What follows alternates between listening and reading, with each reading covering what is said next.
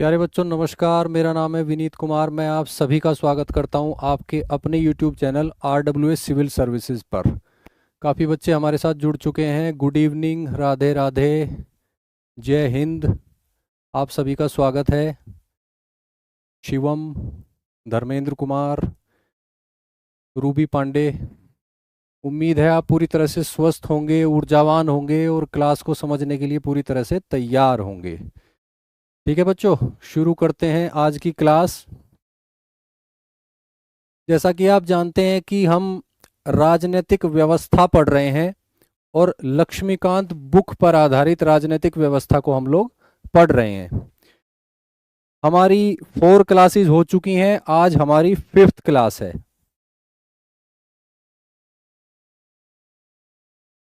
आज हमारी 5th class है और आज हम पढ़ने वाले हैं संघीय व्यवस्था, यानी इंग्लिश में बोलें तो फेडरल सिस्टम। संघीय व्यवस्था पढ़ने वाले हैं, फेडरल सिस्टम पढ़ने वाले हैं। हमारे देश की जो राजनीतिक व्यवस्था है, हमारा संविधान हमारे देश में जो राजनीतिक व्यवस्था स्थापित करता है, संघीय व्यवस्था उसका एक महत्वपूर्ण घटक है। इसको आज डिटेल में जानेंगे, इसके विभिन्न पहलुओं को हम लोग समझेंगे। और ये जो कॉन्सेप्ट है संघीय व्यवस्था का, ये आपकी बुक में चैप्टर 14 में दिया गया है। चैप्टर 14 में, और वहाँ जो जो एस्पेक्ट संघीय व्यवस्था के दिए गए हैं उन्हें हम बहुत अच्छे से कवर करते हुए चलेंगे। मैं आपके लिए बहुत अच्छी स्लाइड्स बना के लाया हूँ नोट्स के रूप में। अगर आप चाहें तो आप अगर हाथ से कुछ ना भी लिखें, अपने हाथों से नोट्स नहीं भी बनाएंगे तो आपका काम चल जाएगा। ये जो चैप्टर है लक्ष्मीकांत की बुक में 5 पेजेस में दिया गया है, 5 पेजेस में। 5 पेजेस ज़्यादा नहीं होते हैं, 5 पेजेस आप वहाँ से पढ़ लेंगे। और इसके अलावा क्लास के बाद आपको जो PDF अवेलेबल कराई जाएगी उसमें काफ़ी सारा मटेरियल होगा फ्लो चार्ट की फॉर्म में। उसको आप देख लेना, वो आपके लिए नोट्स का ही कार्य करेगा। वो मैं आपके लिए काफ़ी मेहनत करके बना के लाता हूँ। और इसके अलावा क्लास में आप बहुत ध्यान से सुनिए, फोकस्ड रहिए, वो ज़्यादा महत्वपूर्ण है। नोट्स की दिक्कत आपको नहीं होगी। स्लाइड्स आपको PDF के फॉर्मेट में मिल जाएंगी। RWA की मोबाइल एप्लीकेशन से आप लोग डाउनलोड कर सकते हैं क्लास खत्म होने के कुछ समय के बाद। ठीक है बच्चों, आज की क्लास स्टार्ट करते हैं। अमित जी,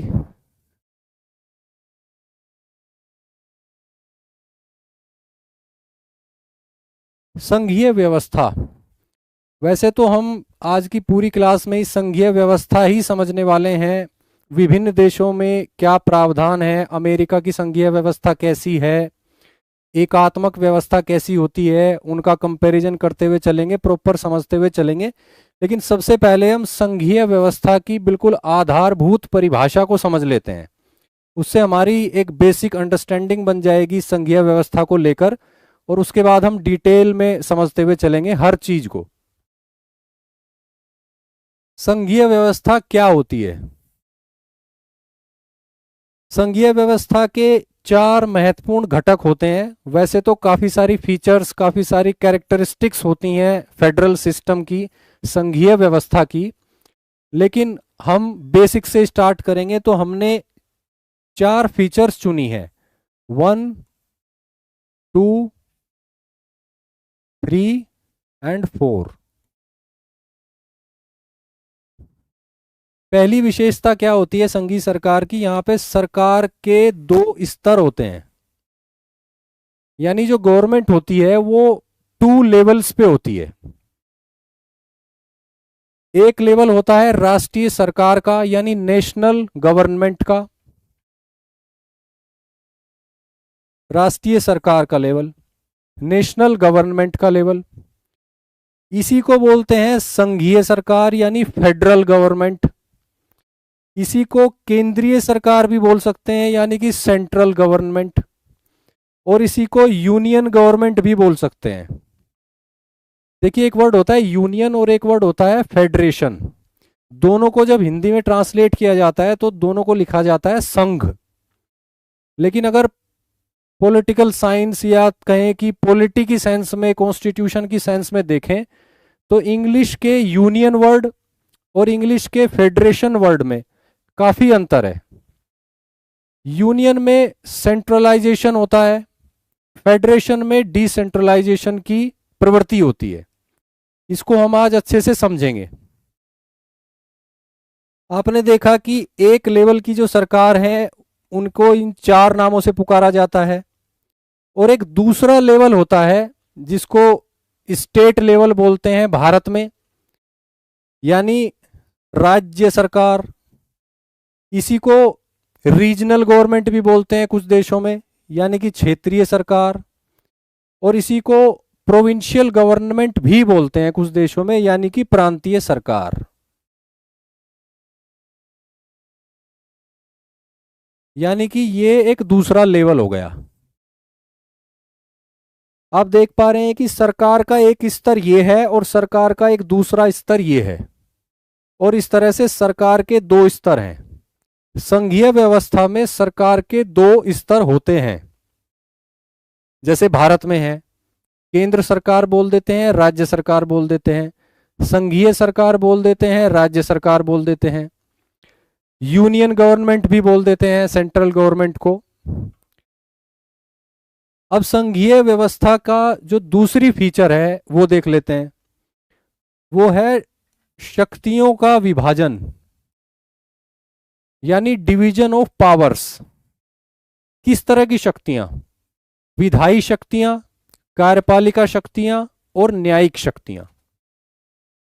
3 तरह की शक्तियां होती हैं। सरकार की जो टोटल ओवरऑल शक्तियां होती हैं उन्हें 3 भागों में बांटा जाता है, कैटेगराइज किया जाता है, श्रेणीबद्ध किया जाता है। विधायी शक्ति, कार्यकारी शक्ति और न्यायिक शक्ति, यानी लेजिस्लेटिव पावर, एग्जीक्यूटिव पावर और जुडिशियल पावर। संघीय व्यवस्था में इन तीनों तरह की शक्तियों को बांट दिया जाता है केंद्र सरकार और राज्य सरकार में।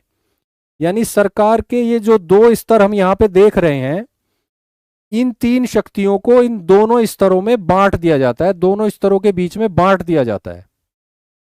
शक्तियों का विभाजन, डिवीजन ऑफ पावर्स। और ये जो पावर का डिवीजन होता है केंद्र सरकार और राज्य सरकार के बीच में, इसको बोलते हैं शक्तियों का ऊर्ध्वाधर विभाजन, यानी vertical division of power. Vertical division of power, ऐसे। आपको ये क्लियर है? संघीय व्यवस्था की दूसरी फीचर ये हो गई। अब संघीय व्यवस्था की तीसरी फीचर देख लेते हैं। वो है कि शक्तियों का स्रोत संविधान। किसकी शक्तियों का स्रोत? किसकी शक्तियों का स्रोत? केंद्र सरकार और राज्य सरकार की शक्तियों का स्रोत। और केंद्र सरकार के लेवल पर विधायी शक्ति, कार्यकारी शक्ति और न्यायिक शक्ति, तीनों तरह की शक्तियों का स्रोत संविधान। और राज्य के स्तर पर अगर आकर देखें तो वहां पर भी तीनों तरह की शक्तियों का स्रोत संविधान। क्लियर है? यानी जिन 3 शक्तियों की बात हमने करी, उन शक्तियों का स्रोत होता है संविधान, लिखित संविधान। लिखित संविधान, संविधान में यह लिख दिया जाता है कि केंद्र सरकार या संघीय सरकार की ये भूमिका होगी, इसके ये अधिकार होंगे, इसका ये ज्यूरिसडिक्शन होगा। और इसी तरह राज्य सरकारों के बारे में लिख दिया जाता है कि इनका जो ज्यूरिसडिक्शन है, कार्य क्षेत्र है, वो विधायी क्षेत्र में ये होगा, कार्यकारी क्षेत्र में ये होगा और न्यायिक क्षेत्र में ये होगा। और एक तरह से संवैधानिक गारंटी की स्थिति होती है, कॉन्स्टिट्यूशनल गारंटी। राज्य सरकार को भी अपने कार्यक्षेत्र, अपने अस्तित्व, अपनी सीमाओं, अपनी स्ट्रक्चर के लिए संविधान से सीधे गारंटी मिलती है, क्योंकि संविधान में लिखा होता है। और केंद्र सरकार को भी सीधे संविधान से ही अथॉरिटी मिलती है, क्योंकि पूरी डिटेल संविधान में लिखी होती है। तो शक्तियों का स्रोत जो है वो संविधान होता है, लिखित संविधान। अब फोर्थ फीचर की बात कर लेते हैं, संघीय व्यवस्था की। फोर्थ फीचर है स्वतंत्र न्यायपालिका,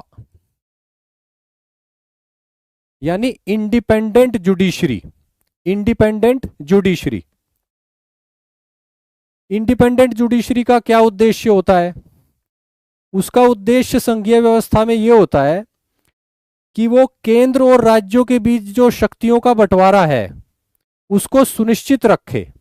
अगर केंद्र राज्यों के क्षेत्र में हस्तक्षेप करे तो वहां न्यायालय की भूमिका है, इंडिपेंडेंट जुडिशरी की भूमिका है। अगर राज्य केंद्र के क्षेत्र में हस्तक्षेप करें तो वहां पे फिर भूमिका है इंडिपेंडेंट जुडिशरी की। यानी शक्तियों के विभाजन को लेकर और सरकार के दो स्तरों को लेकर संविधान में जो भी प्रावधान है वो इम्प्लीमेंट हो सके, उनका उल्लंघन ना हो, और अगर उल्लंघन हो तो फिर फैसला किया जाए कि कौन गलत है और कौन सही है, क्या गलत है और क्या सही है। तो इसके लिए स्वतंत्र न्यायपालिका होती है। यानी सरकार के दो स्तरों के मध्य संवैधानिक विवादों के समाधान हेतु, सरकार के दो स्तरों के मध्य संवैधानिक विवादों के समाधान हेतु। अब आपने इस स्लाइड में समझा कि संघीय व्यवस्था की चार फीचर्स, चार गुण, चार इसेंशियल कंडीशंस जो हैं वो ये हैं। अब आपको संघीय व्यवस्था का थोड़ा थोड़ा आइडिया हो गया होगा, जिन लोगों को पहले से नहीं था उनको भी। अब आगे बढ़ते हैं। एक बार आपके कमेंट में ले रहा हूं। आप स्वतंत्र न्यायपालिका जी, धर्मेंद्र कुमार जी, वेरी गुड। बच्चों फोकस कीजिए, आपस में बातें कम कीजिए, कक्षा पे ध्यान दीजिए। थैंक यू, वेलकम, आ जाइए। सरकारों का वर्गीकरण, अब थोड़ा डिटेल में समझने की कोशिश करते हैं। सरकारों का वर्गीकरण वैश्विक स्तर पर जाकर अगर देखें तो एक निश्चित आधार पर सरकारों के सिस्टम को दो भागों में बांटा जाता है।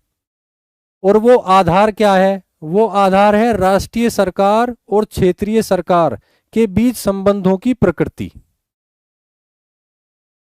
जिन देशों में सरकार के दो स्तर हैं, राष्ट्रीय सरकार, क्षेत्रीय सरकार, तो दोनों सरकारों के बीच में संबंधों की प्रकृति क्या है, रिलेशन की नेचर क्या है, इस आधार पर सरकारों को दो भागों में बांटा जाता है। एकात्मक सरकार, एकात्मक सरकारें और संघीय सरकारें। एकात्मक सरकारें को बोलेंगे यूनिटेरी गवर्नमेंट।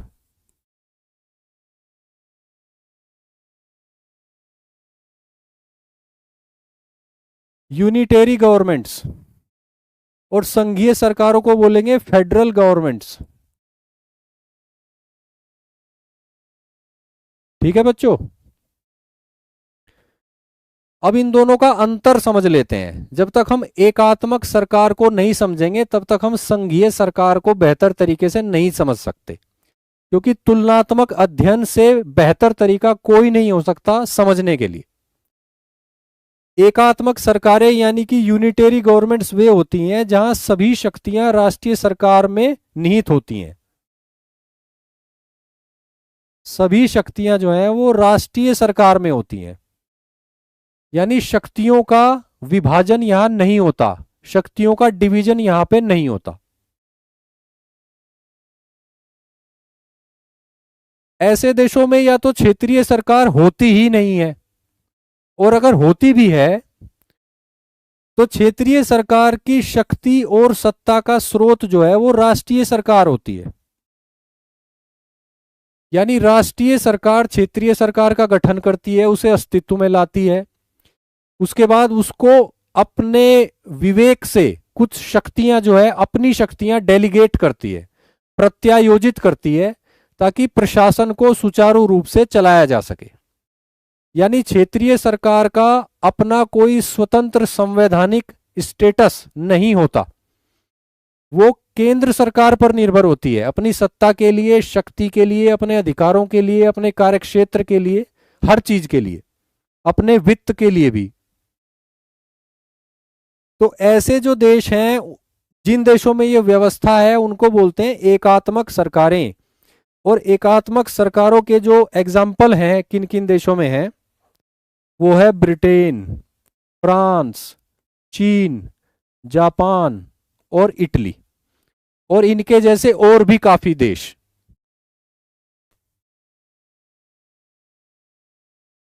ठीक है बच्चों। अब एकात्मक सरकारों की तुलना में, यानी यूनिटेरी गवर्नमेंट की तुलना में, संघीय सरकारों को देख लेते हैं, फेडरल गवर्नमेंट को देख लेते हैं कि वो, उनकी फीचर्स क्या हैं, वो कैसे इनसे अलग हैं। यहां पे राष्ट्रीय सरकार और क्षेत्रीय सरकार के बीच शक्ति का विभाजन होता है, डिवीजन ऑफ पावर। ये बात हमने अभी करी, पिछली स्लाइड में हमने अच्छे से समझी कि संघीय व्यवस्था वाले देशों में राष्ट्रीय सरकार और क्षेत्रीय सरकार के बीच शक्ति का विभाजन होता है। क्लियर है बच्चों। दूसरी जो विशेषता है वो है संविधान के अंतर्गत दोनों स्तरों की सरकारों का अपना अलग अलग कार्यक्षेत्र होता है। ये भी हमने देखा कि संविधान में लिखा होता है राज्य सरकारों का कार्यक्षेत्र भी और संघीय सरकार का या केंद्र सरकार का कार्यक्षेत्र भी। वही बात यहां पर है, संविधान के अंतर्गत दोनों स्तरों की सरकारों का अपना अलग अलग कार्यक्षेत्र होता है। यानी केंद्र सरकार हो, राज्य सरकार हो, दोनों सरकारों का अपना इंडिपेंडेंट कॉन्स्टिट्यूशनल स्टेटस होता है, वर्किंग एरिया होता है, और वो उसमें फंक्शन करने के लिए स्वतंत्र होती हैं। ये क्लियर है बच्चों आपको। एकात्मक सरकारों के ये फीचर्स और संघीय सरकारों के ये फीचर्स आप लोग कंपेयर कर पा रहे हो। यहां पर क्षेत्रीय सरकार का अपना कोई इंडिपेंडेंट कॉन्स्टिट्यूशनल स्टेटस नहीं होता, वो केंद्र सरकार पर निर्भर होती है, क्षेत्रीय सरकार। संघीय व्यवस्था में क्षेत्रीय सरकार का अपना इंडिपेंडेंट कॉन्स्टिट्यूशनल स्टेटस होता है, वो केंद्र सरकार पर निर्भर नहीं होती, संविधान से डायरेक्ट उसको अथॉरिटी मिलती है। संघीय सरकारें किन किन देशों में है, किन किन देशों में संघीय व्यवस्था का कोई ना कोई रूप प्रचलित है? यूएसए, कनाडा, ऑस्ट्रेलिया और स्विट्जरलैंड। इसके अलावा भी काफी देश हैं। अमेरिका यानी यूएसए को सबसे प्राचीन और परंपरागत संघीय व्यवस्था वाला देश माना जाता है। ठीक है बच्चों। राष्ट्रीय सरकार और क्षेत्रीय सरकार के बीच के संबंधों के आधार पर सरकारों का यह वर्गीकरण आपने देखा। एकात्मक सरकारें यूनिटेरी गवर्नमेंट और संघीय सरकारें फेडरल गवर्नमेंट, इन दोनों के बीच के अंतर को आपने देखा, समझा। अब आगे बढ़ते हैं। संघीय व्यवस्था की कुछ और जानकारी हम लोग ले लेते हैं, महत्वपूर्ण जानकारी। संघीय व्यवस्था, संघीय व्यवस्था को इंग्लिश में बोलते हैं फेडरल सिस्टम। फेडरेशन, फेडरेशन बोलते हैं उन देशों को जहां संघीय व्यवस्था है। फेडरेशन शब्द की उत्पत्ति कैसे हुई ये देख लेते हैं। फेडरेशन शब्द की जो उत्पत्ति हुई है वो लैटिन भाषा, लैटिन भाषा के एक शब्द से हुई है जिसको कहा गया है फोइडस। फोइडस, FOEDUS।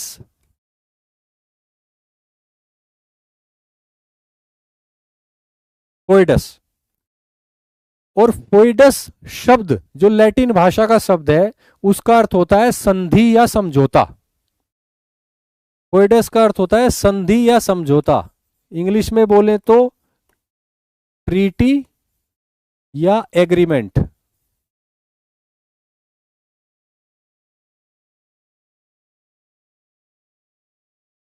संधि या समझौता।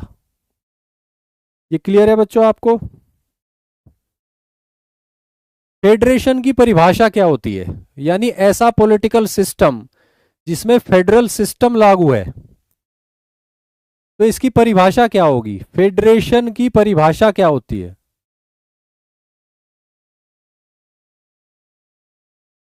फेडरेशन की परिभाषा यहां देख लेते हैं।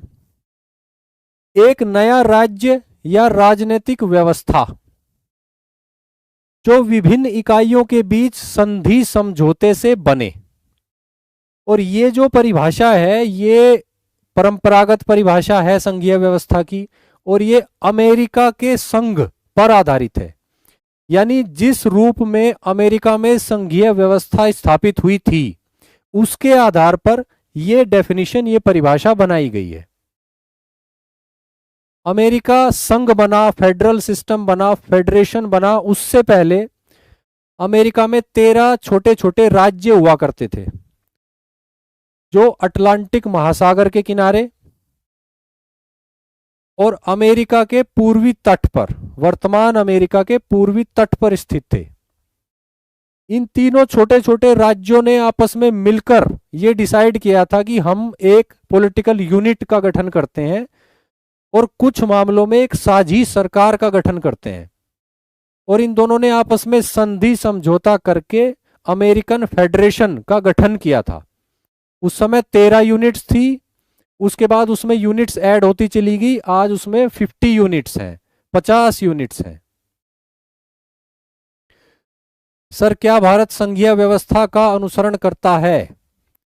भारत में संघीय व्यवस्था का एक रूप प्रचलित है और आज आपके प्रश्न का उत्तर देने के लिए ही हम ये पूरी क्लास लेके आए हैं।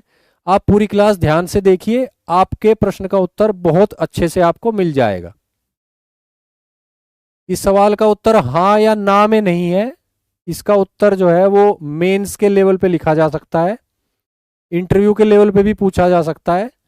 तो इसको आज की क्लास में अच्छे से आप लोग जो है अटेंड करिए और आपको पता चलेगा कि भारत में जो संघीय व्यवस्था लागू है उसकी प्रकृति क्या है, उसकी नेचर क्या है, उसकी कैसी कैसी फीचर्स हैं, और उसके बारे में विभिन्न विशेषज्ञों ने क्या कहा है, उच्चतम न्यायालय ने क्या कहा है, डॉक्टर अंबेडकर ने क्या कहा है, वो सब आज हम पढ़ने वाले हैं। आप मेरे साथ बने रहिए पूरे फोकस के साथ। Good evening. फेडरेशन की परिभाषा, एक नया राज्य या राजनीतिक व्यवस्था जो विभिन्न इकाइयों के बीच संधि और समझौते से बने। यानी कुछ पॉलिटिकल यूनिट्स जो छोटी छोटी हैं उनके बीच में एक संधि समझौता हो और वो आपस में मिलकर एक नया पॉलिटिकल सिस्टम, एक नया राज्य बनाए, तो उसको बोलते हैं फेडरेशन। ये डेफिनेशन आपने सुन ली। अब क्लास में आगे बढ़ते हैं। पूरी क्लास जब फिनिश हो जाएगी उसके बाद आप खुद ही फेडरेशन की बहुत अच्छी डेफिनेशन देने के, लिखने की स्थिति में आ जाओगे। और जानकारी ले लेते हैं फेडरेशन के बारे में। फेडरेशन की इकाइयां अलग अलग देशों में, जो जिनमें फेडरल सिस्टम है, संघीय व्यवस्था है, वहां पे जो राजनीतिक इकाइयां हैं राज्य के स्तर पर, उनको अलग अलग नाम से पुकारा जाता है। तो वो नाम हम एक बार देख लेते हैं, ये आपके प्रीलिम्स के लिए इंपॉर्टेंट हो सकता है क्योंकि ये एम लक्ष्मीकांत बुक में दिया गया है। स्टेट लेवल पर जो पॉलिटिकल यूनिट्स होती हैं उनको यूएसए और भारत में बोला जाता है राज्य, यानी स्टेट, स्टेट बोला जाता है। स्विट्जरलैंड में कैंटन्स बोला जाता है, कैंटन्स। कनाडा में जाएं तो प्रोविंस बोला जाता है, प्रोविंस यानी प्रांत।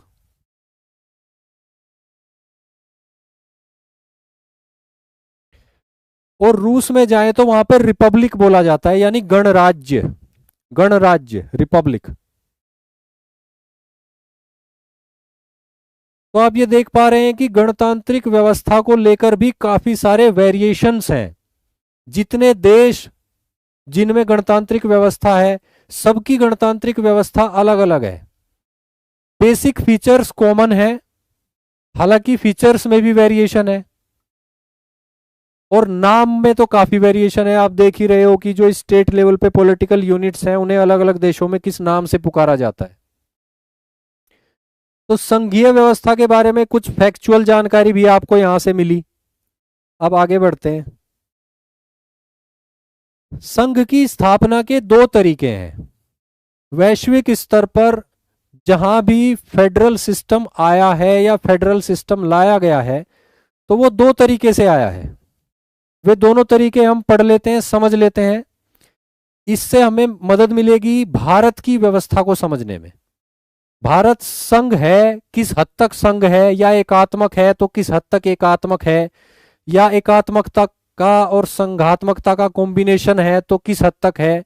इसको समझने में ये फैक्टर भी काफी महत्वपूर्ण है कि भारत का जो संघ है, यूनियन ऑफ स्टेट्स, वो किस तरह से अस्तित्व में आया है।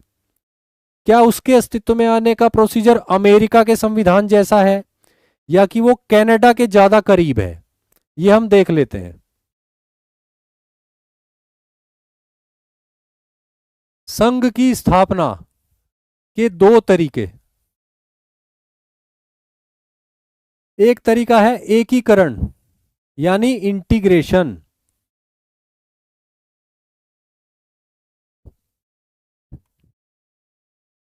एकीकरण के माध्यम से संघ का निर्माण होता है।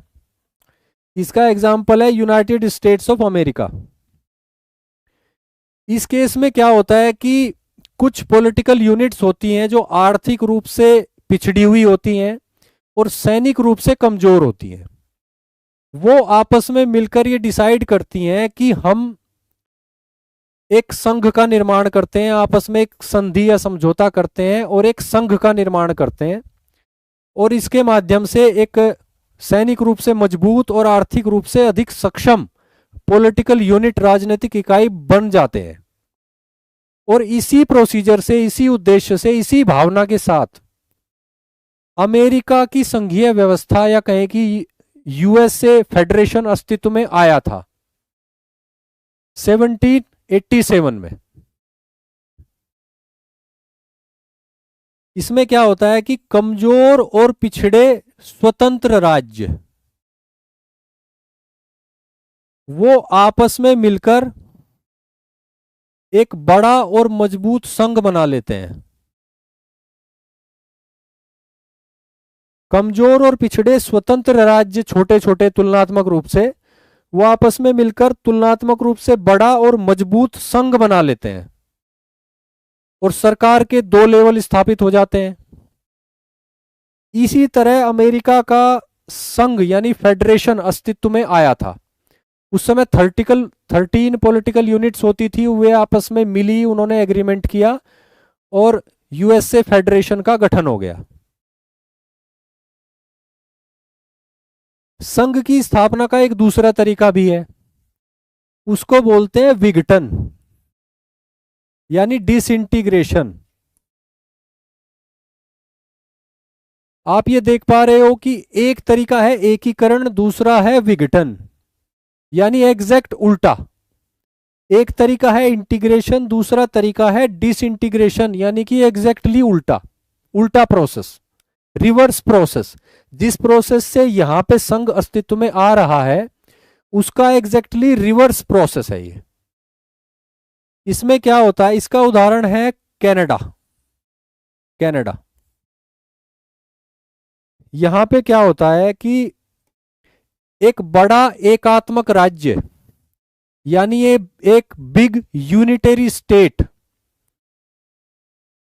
ये डिसाइड करता है कि जो रीजनल गवर्नमेंट्स हैं या रीजनल पॉलिटिकल यूनिट्स हैं उनको स्वायत्तता दी जाए ताकि प्रशासन को बेहतर किया जा सके। क्षेत्रीय स्वायत्तता उनको दी जाए और उनको सक्षम इकाइयां बनाया जाए।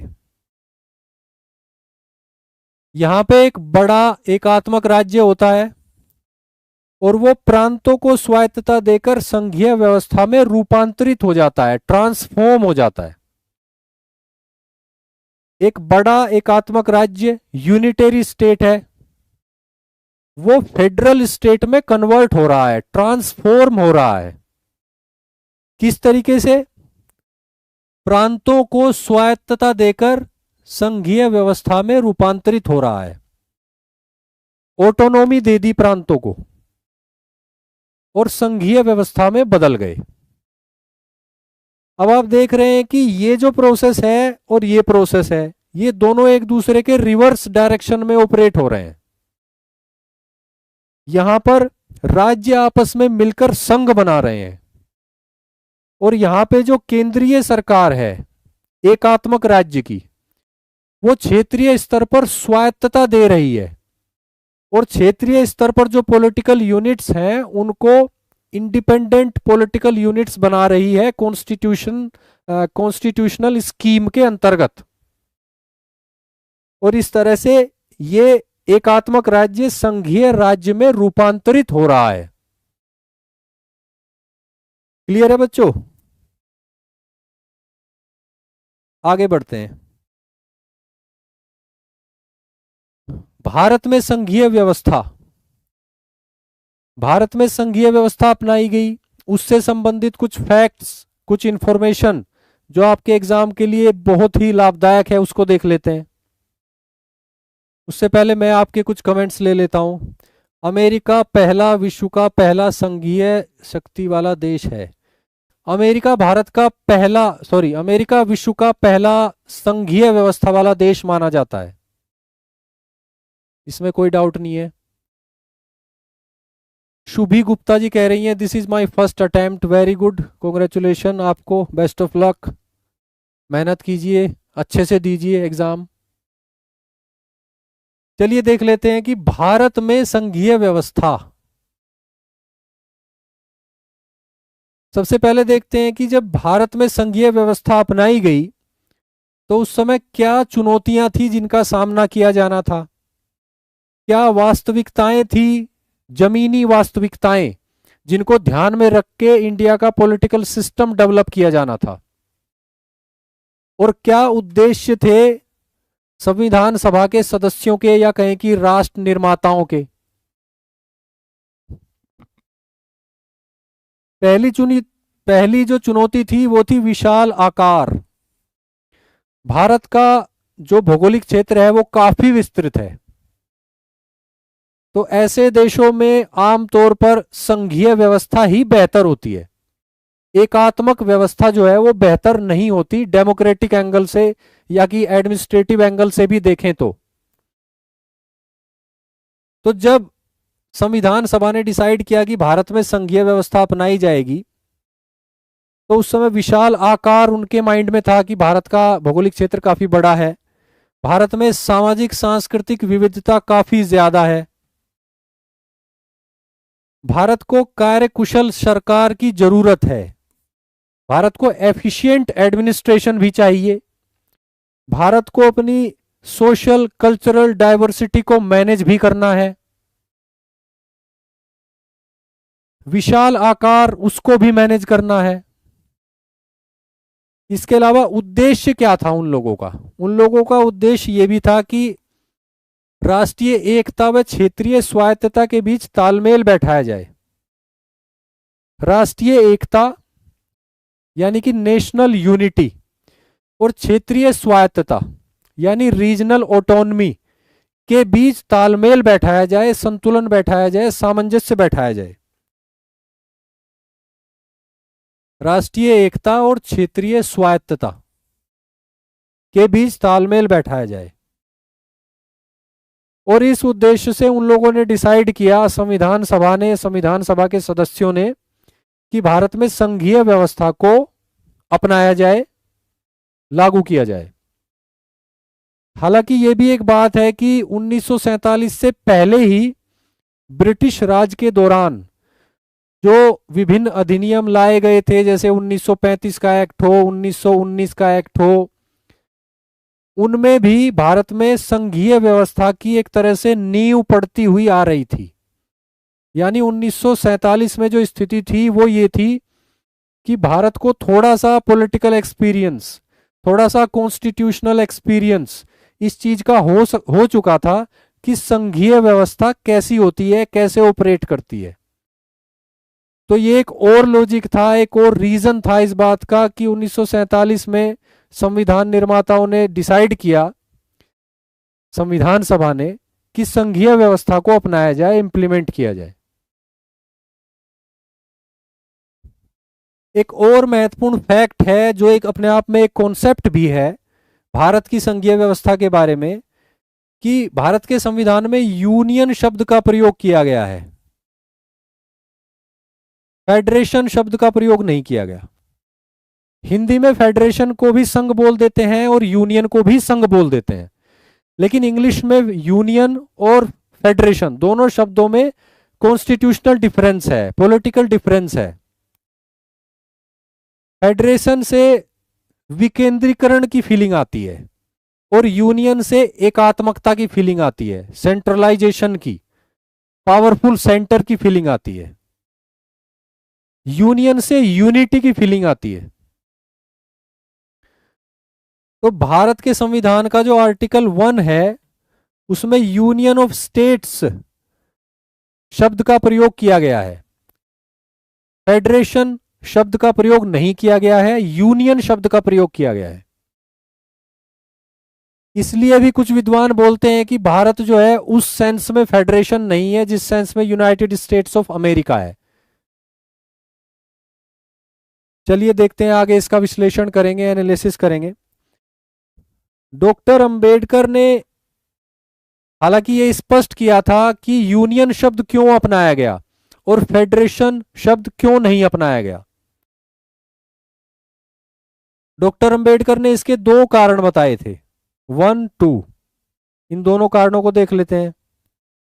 उन्होंने कहा था कि भारत का जो संघ है यानी भारत का जो यूनियन है, यूनियन ऑफ स्टेट्स जो कि भारत है, वो समझौते का परिणाम नहीं है।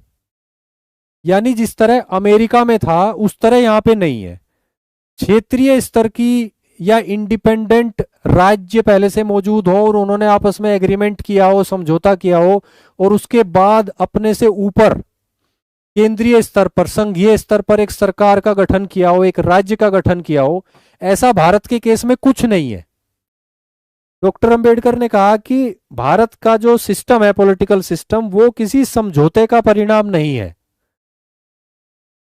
दूसरा जो कारण उन्होंने दिया यूनियन शब्द अपनाने का फेडरेशन के बजाय, वो उन्होंने दिया कि राज्यों को संघ से अलग होने का अधिकार नहीं है। भारत में राज्यों को संघ से अलग होने का अधिकार नहीं है। दूसरा पॉइंट, भारत का जो संघ है वो राज्यों के बीच समझौते के द्वारा अस्तित्व में नहीं आया है।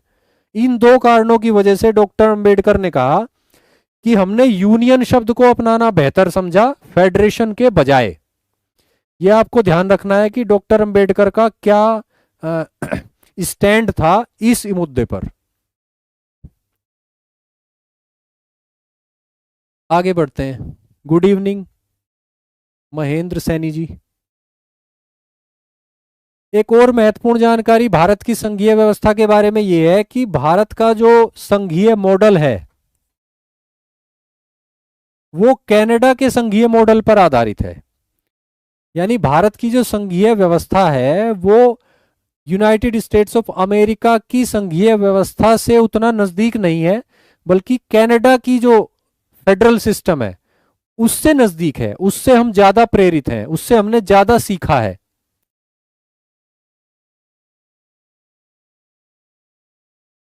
और 3 सिमिलैरिटीज, 3 समानताएं हैं जो भारत के संघ को कनाडा के संघ के नजदीक लाती हैं।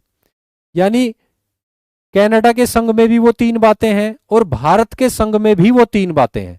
वो 3 बातें हम लोग देख लेते हैं कौन कौन सी हैं। फर्स्ट तो ये है कि विघटन के द्वारा संघीय व्यवस्था में रूपांतरित हुए हैं। भारत में जो संघीय व्यवस्था आई है वो विघटन के प्रोसेस से आई है और कनाडा में भी जो संघीय व्यवस्था आई है वो विघटन के प्रोसेस से आई है।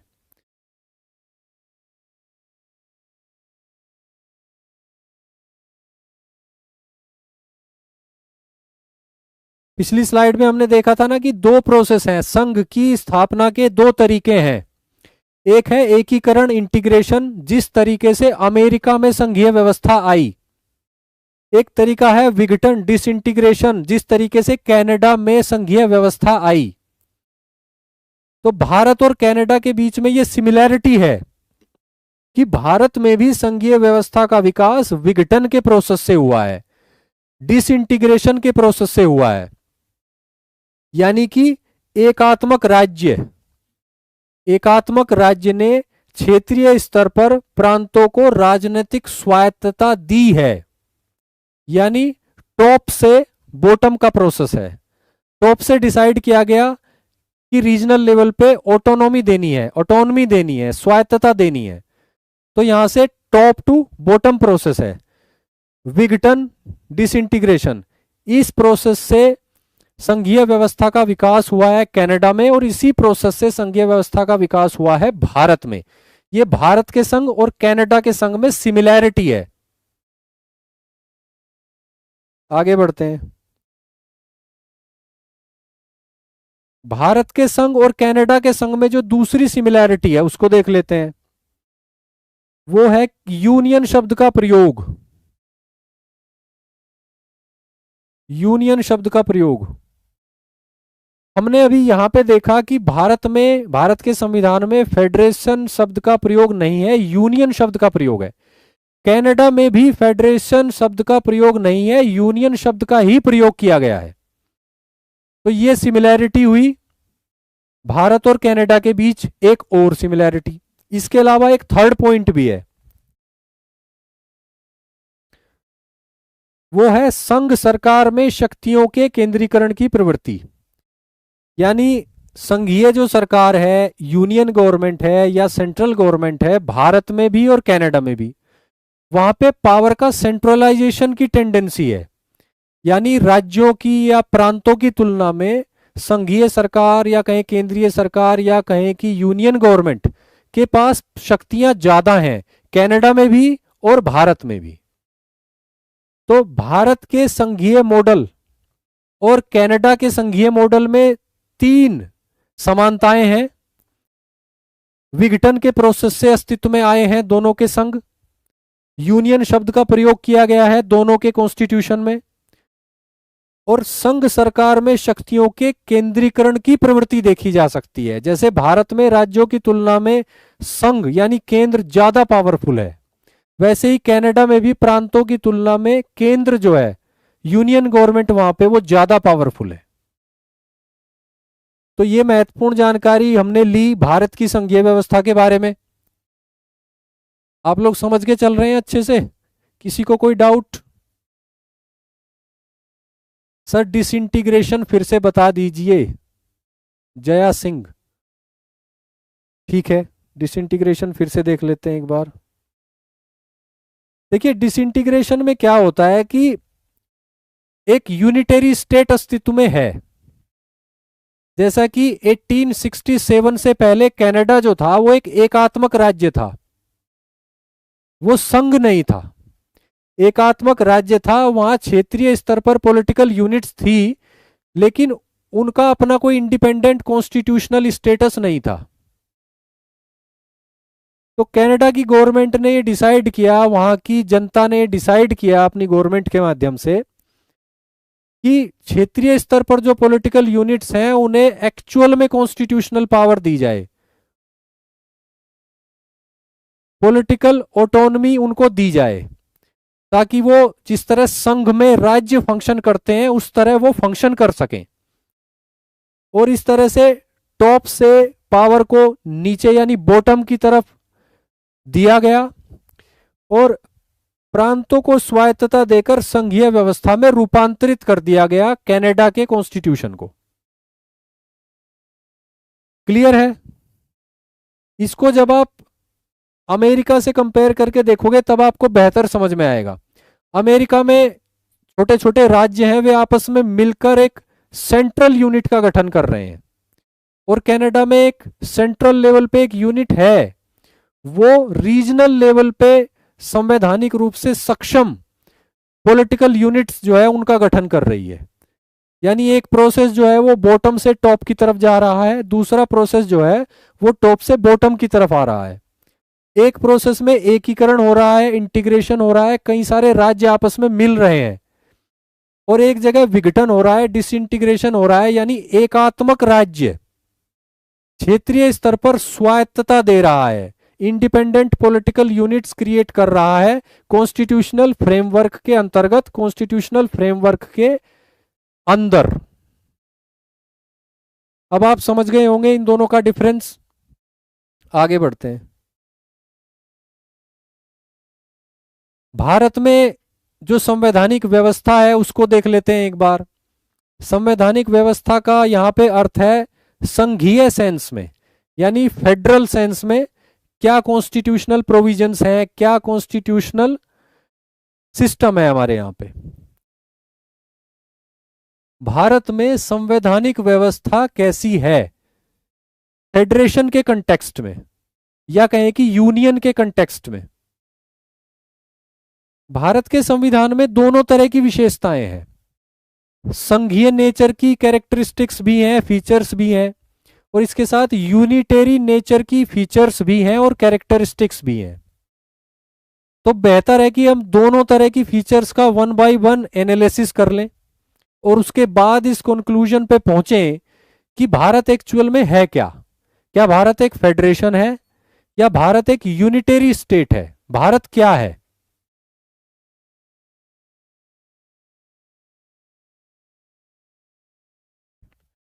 ठीक है बच्चों, संविधान की संघीय विशेषताएं। भारत के संविधान में संघीय विशेषताएं भी हैं, यानी फेडरल फीचर्स। उनकी लिस्ट आप यहां देख पा रहे हो।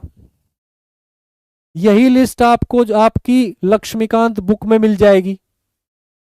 हम इसको 1 बाय 1 एक्सप्लेन करते चलेंगे, समझते चलेंगे। 7 पॉइंट्स दिए गए हैं यहां पे, यानी भारत के संविधान की फेडरल फीचर्स, संघीय विशेषताएं बताई गई हैं जो 7 हैं, 7। इसके अलावा भारत के संविधान की एकात्मक विशेषताएं भी बताई गई हैं, यानी इंडियन कॉन्स्टिट्यूशन की यूनिटेरी फीचर्स, यानी कि non federal features. Indian constitution की यूनिटेरी फीचर्स यानी नॉन फेडरल फीचर्स वो भी बताई गई हैं। और इनकी संख्या अगर आप देखोगे तो इनकी संख्या है 14। ये भी आपकी एम लक्ष्मीकांत बुक के चैप्टर में आपको मिल जाएंगी। इनको भी हम एक एक करके अभी समझते हुए एक्सप्लेन करते हुए चलेंगे। तो आप अगर लिखना ना चाहें तो कोई प्रॉब्लम नहीं है, कोई इशू नहीं है। भारत की संवैधानिक व्यवस्था जो है फेडरल सेंस में, उसमें भारत के संविधान में फेडरल फीचर्स भी हैं जो 7 है हमारी बुक के हिसाब से, और यूनिटेरी फीचर्स भी हैं यानी नॉन फेडरल फीचर्स भी हैं जो 14 है। तो इनको हम एक एक करके देख के समझते हुए चलते हैं। सबसे पहले संघीय विशेषताएं देख लेते हैं, यानी जिनकी हमने अभी बात की 7, 1 2 3 4 5 6 7। भारत के संविधान की संघीय विशेषताएं यानी फेडरल फीचर्स। फेडरल फीचर्स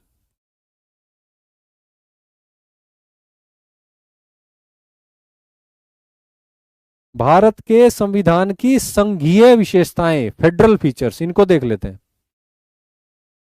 द्वैध राज पद्धति यानी ड्यूल पॉलिटी। ये तो हम बात कर ही चुके हैं कि 2 स्तर की सरकार है भारत में, केंद्र सरकार है, राज्य सरकार है, यूनियन गवर्नमेंट है, स्टेट गवर्नमेंट्स हैं। दोनों का अपना अपना कार्य क्षेत्र है, संविधान में वो लिखा हुआ है, परिभाषित है।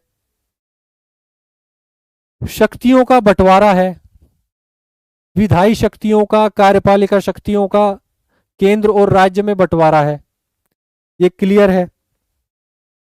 राष्ट्रीय महत्व के जो विषय हैं उनसे डील करने की जो पावर, अथॉरिटी है वो केंद्र सरकार के पास है, जैसे विदेशी मामले, भारत के प्रतिरक्षा संबंधी मामले, करेंसी संबंधी मामले, कम्युनिकेशन यानी संचार संबंधी मामले।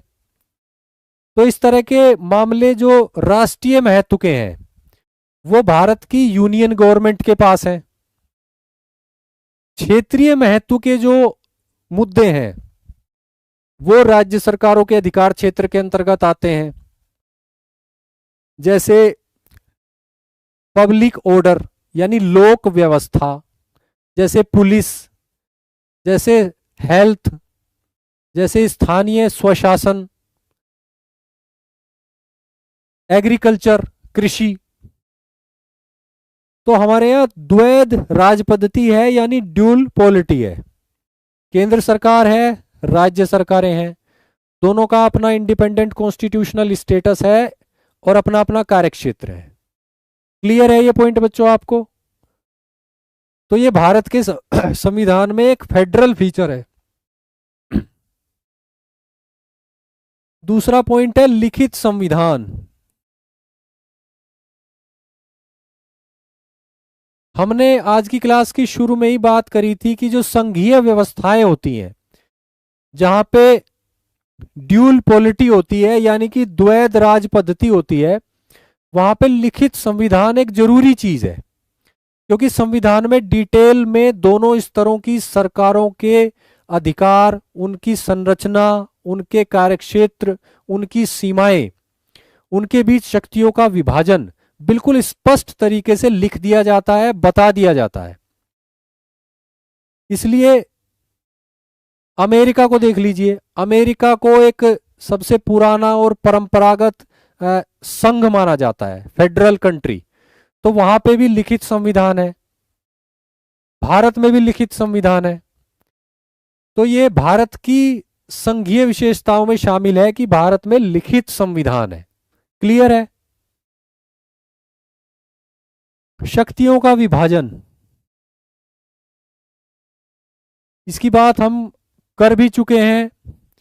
शक्तियों का विभाजन है, डिवीजन ऑफ पावर है, सेंट्रल गवर्नमेंट और स्टेट गवर्नमेंट के बीच, सरकार के दो स्तरों के बीच कार्यपालिका संबंधी शक्तियों, विधायी शक्तियों का स्पष्ट बंटवारा है, वित्तीय शक्तियों का भी बंटवारा है, और वो भारत के संविधान में लिख दिया गया है, भारत के संविधान का भाग है प्रॉपर,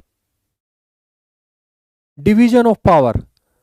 और इसको बोलते हैं वर्टिकल डिवीजन ऑफ पावर, यानी ऊर्ध्वाधर शक्तियों का ऊर्ध्वाधर बंटवारा, डिवीजन। यह भी भारत के संविधान की एक संघीय विशेषता है। अगला पॉइंट है संविधान की सर्वोच्चता, सुप्रीमेसी ऑफ कॉन्स्टिट्यूशन। अमेरिका में भी ये कॉन्सेप्ट है, supremacy of constitution. United kingdom में ये कॉन्सेप्ट नहीं है। यूनाइटेड किंगडम में सुप्रीमेसी ऑफ पार्लियामेंट का कॉन्सेप्ट है। आमतौर पर यह देखा गया है कि जिन देशों में संघीय व्यवस्था होती है वहां पे कॉन्स्टिट्यूशन सुप्रीम होता है। अमेरिका में कॉन्स्टिट्यूशन सुप्रीम है, वहां पे संघीय व्यवस्था है। यूनाइटेड किंगडम में आप देखते हैं कि कॉन्स्टिट्यूशन सुप्रीम नहीं है, वहां पे पार्लियामेंट सुप्रीम है, तो वहां पे संघीय व्यवस्था नहीं है, वहां पे एकात्मक व्यवस्था है। संघीय व्यवस्था में सरकार के दो स्तरों को बनाए रखने के लिए, उनके बीच शक्तियों के विभाजन को बनाए रखने के लिए, राज्य सरकारों के इंडिपेंडेंट कॉन्स्टिट्यूशनल स्टेटस को बनाए रखने के लिए, और अगर केंद्र और राज्य सरकारों के बीच कुछ मतभेद हो जाए तो उसको सुलझाने के लिए एक कॉन्स्टिट्यूशनल फ्रेमवर्क अवेलेबल कराने के लिए संविधान को सर्वोच्च माना जाता है। संविधान सर्वोच्च होता है संघीय व्यवस्थाओं में। भारत में भी संविधान सर्वोच्च है और न्यायपालिका के पास संविधान को इंटरप्रेट करने यानी व्याख्यायित करने की शक्ति है। तो ये पॉइंट आपको क्लियर है। संविधान की सर्वोच्चता का जो सिद्धांत है भारत के संविधान में, वो भारत के संविधान की संघीय विशेषता है। संघीय विशेषता,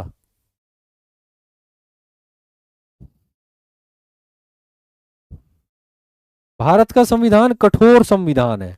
ये देख लेते हैं। कठोर संविधान का मतलब होता है ऐसा संविधान जिसमें अमेंडमेंट करना, संशोधन करना आसान न हो, यानी अमेंडमेंट करना, संशोधन करना मुश्किल हो। और संघीय व्यवस्थाओं के लिए कठोर संविधान एक बेसिक जरूरत होता है। अगर संविधान में आसानी से परिवर्तन करना संभव होगा तो संघीय व्यवस्था संबंधी प्रावधानों में भी परिवर्तन करना संभव होगा, और उससे संघीय व्यवस्था का अस्तित्व ही खतरे में पड़ सकता है, क्योंकि शक्तियों के बंटवारे के साथ छेड़छाड़ की जा सकती है।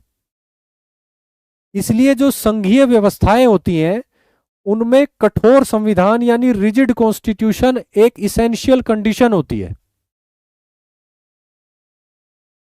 क्योंकि संविधान अगर कठोर होगा तभी संविधान की सर्वोच्चता बनी रहेगी, और संघीय नेचर का जो डिवीजन ऑफ पावर है वो भी तभी तक बचा रहेगा जब तक कि संविधान कठोर है, रिजिड है, उसमें संशोधन करना बहुत आसान नहीं है। अब भारत के संविधान की बात कर लेते हैं।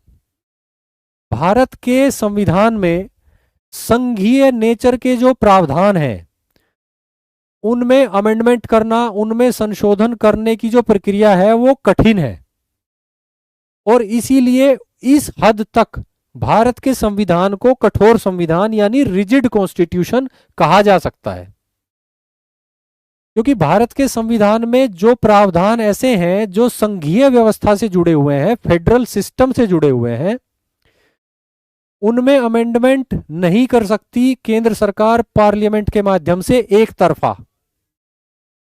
उनमें अमेंडमेंट या संशोधन के लिए जॉइंट एक्शन की आवश्यकता होती है, जो राज्य स्तर पर और केंद्र स्तर पर मिलकर ही किया जा सकता है। यानी कि उसकी दो शर्तें होती है, एक तो भारत की संसद विशेष बहुमत से उस संविधान संशोधन को पारित करे, और दूसरा कम से कम आधे राज्यों की विधायिकाएं अपना सपोर्ट दें, उसको संकल्प पारित करके अपना सपोर्ट दें, सपोर्ट करें उस संविधान संशोधन को, तभी वो इंप्लीमेंट होता है। और इस प्रोसेस से जाकर ही भारत के संविधान के उन प्रावधानों में संशोधन किया जा सकता है जो संघीय नेचर के हैं यानी फेडरल नेचर के हैं। और इस हद तक अगर देखें तो भारत का संविधान जो है वो कठोर संविधान कहा जाएगा, रिजिड कॉन्स्टिट्यूशन कहा जाएगा, क्योंकि इस शर्त को पूरा करना आसान नहीं है कि संसद में 2/3 बहुमत हो जाए किसी संविधान संशोधन विधेयक के पक्ष में, और फिर उसके बाद भारत के आधे राज्यों की विधायिकाएं उसको सपोर्ट कर दें। तो यहां पे आप देखते हैं कि भारत के संविधान की संघीय विशेषताओं में यह भी शामिल है कि इस हद तक भारत का संविधान कठोर संविधान है, रिजिड कॉन्स्टिट्यूशन है, उन प्रावधानों के संबंध में, उन प्रावधानों के संदर्भ में जो फेडरल नेचर के हैं, संघीय प्रवृत्ति के हैं।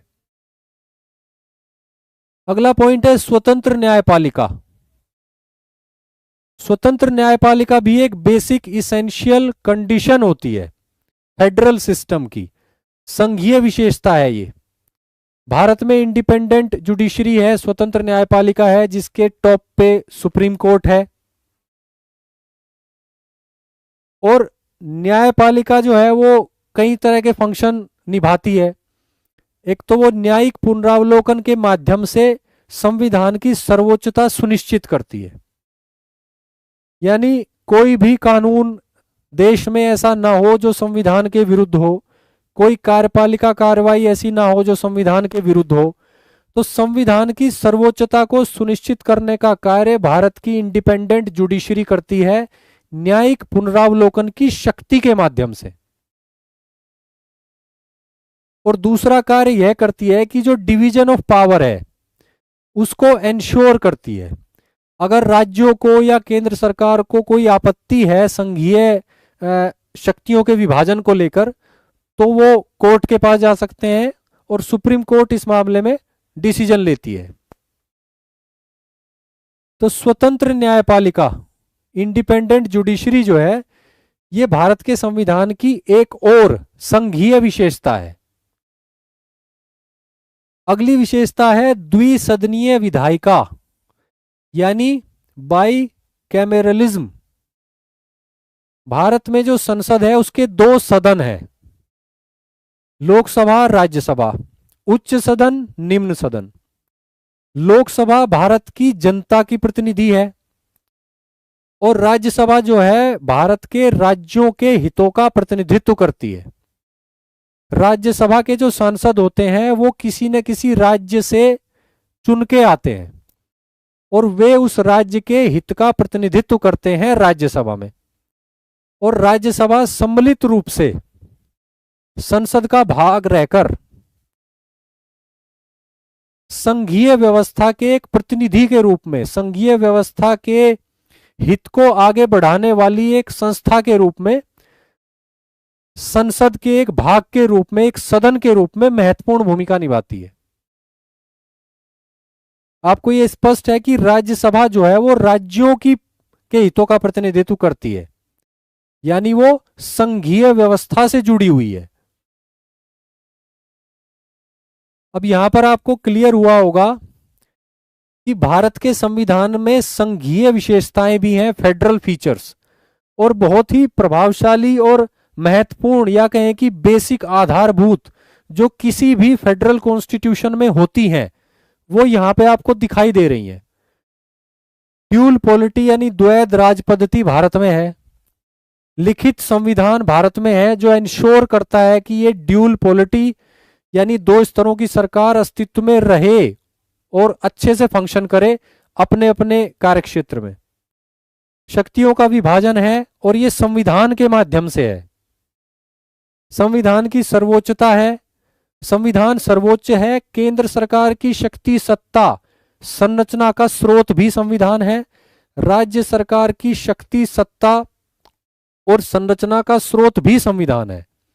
संविधान सर्वोच्च है, कठोर संविधान है, रिजिड कॉन्स्टिट्यूशन है, इस सेंस में कि भारत के संविधान के जो संघीय नेचर के प्रावधान हैं उनमें संशोधन करने की प्रक्रिया काफी कठिन है और उसके लिए राज्यों की और केंद्रीय स्तर पर संसद की दोनों की सम्मिलित कार्रवाई, ज्वाइंट एक्शन की आवश्यकता होती है, जो कि आसान नहीं है।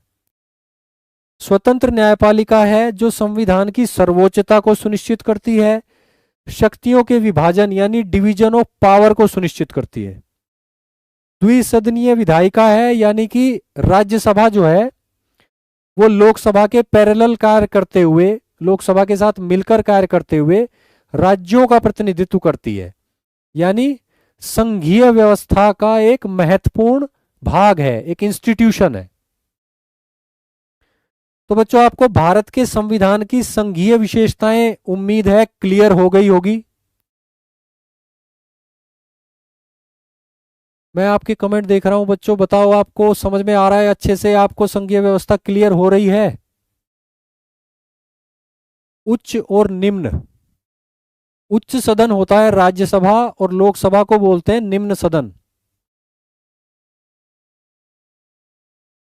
मंजू निषाद जी कह रही हैं यस सर, थैंक यू।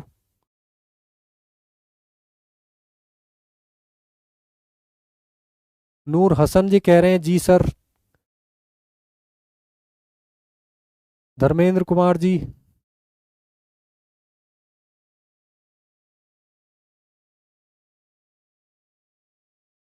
चलिए आगे बढ़ते हैं बच्चों। यस सर, जी सर, बिल्कुल sir, thank you very much, thank you very much. पूरे फोकस से सुनिए, बहुत अच्छे से आपकी बुक का चैप्टर में कवर करा रहा हूं पूरी तरह से। चलिए बच्चों आगे बढ़ते हैं।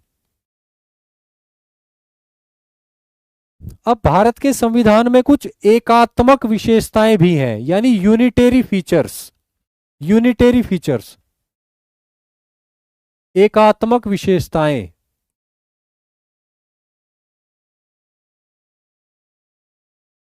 यूनिटेरी फीचर्स,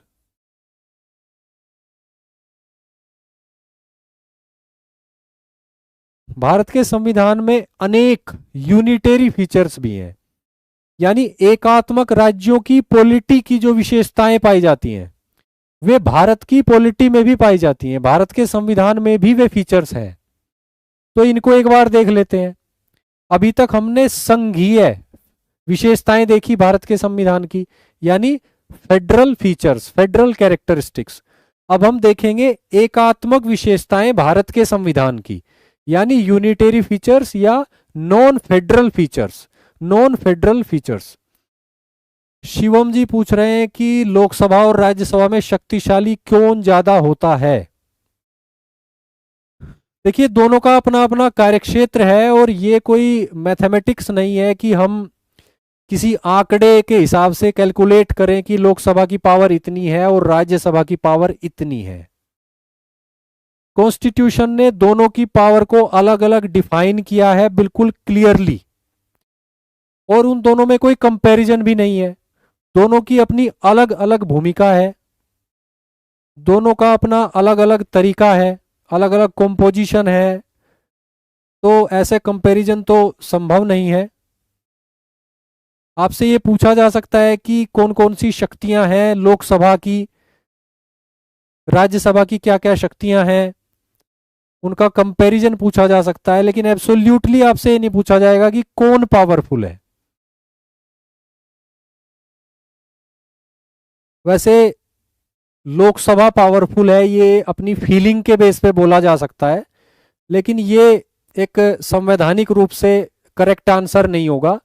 करेक्ट आंसर तो यही है कि संविधान ने दोनों का कार्यक्षेत्र अलग अलग निश्चित किया है और अपने अपने कार्यक्षेत्र में दोनों प्रभावशाली हैं, दोनों पावरफुल हैं। जैसे आर्टिकल 312 312, अगर आर्टिकल 312 के अंतर्गत राज्यसभा एक संकल्प पारित करके ये ना कहे कि भारत की संसद एक या एक से अधिक अखिल भारतीय सेवा का सृजन कर सकती है, तो ये मान के चलिए कि भारत की संसद, चाहे उसमें लोकसभा खुद को कितना भी पावरफुल समझे, वो किसी नई अखिल भारतीय सेवा का सृजन नहीं कर सकती किसी भी स्थिति में।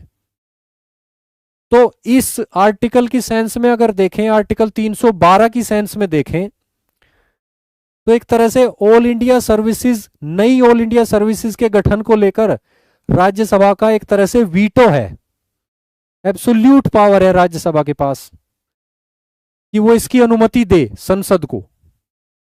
तो इसी तरह है कई मामलों में लोकसभा के पास एक्सक्लूसिव पावर है, वोट डिसाइडिंग फैक्टर है।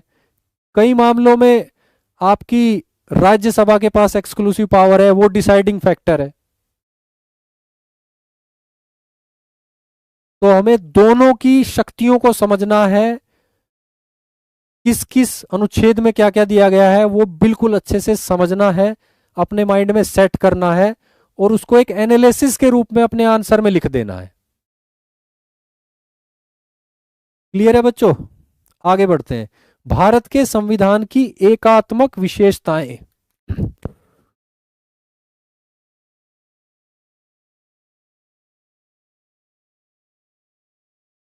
भारत के संविधान की पहली एकात्मक विशेषता है कि भारत में सशक्त केंद्र है, स्ट्रॉन्ग सेंटर है, मजबूत केंद्र। अब इसमें आपको कोई डाउट नहीं होना चाहिए कि केंद्र मजबूत है, क्योंकि अगर आप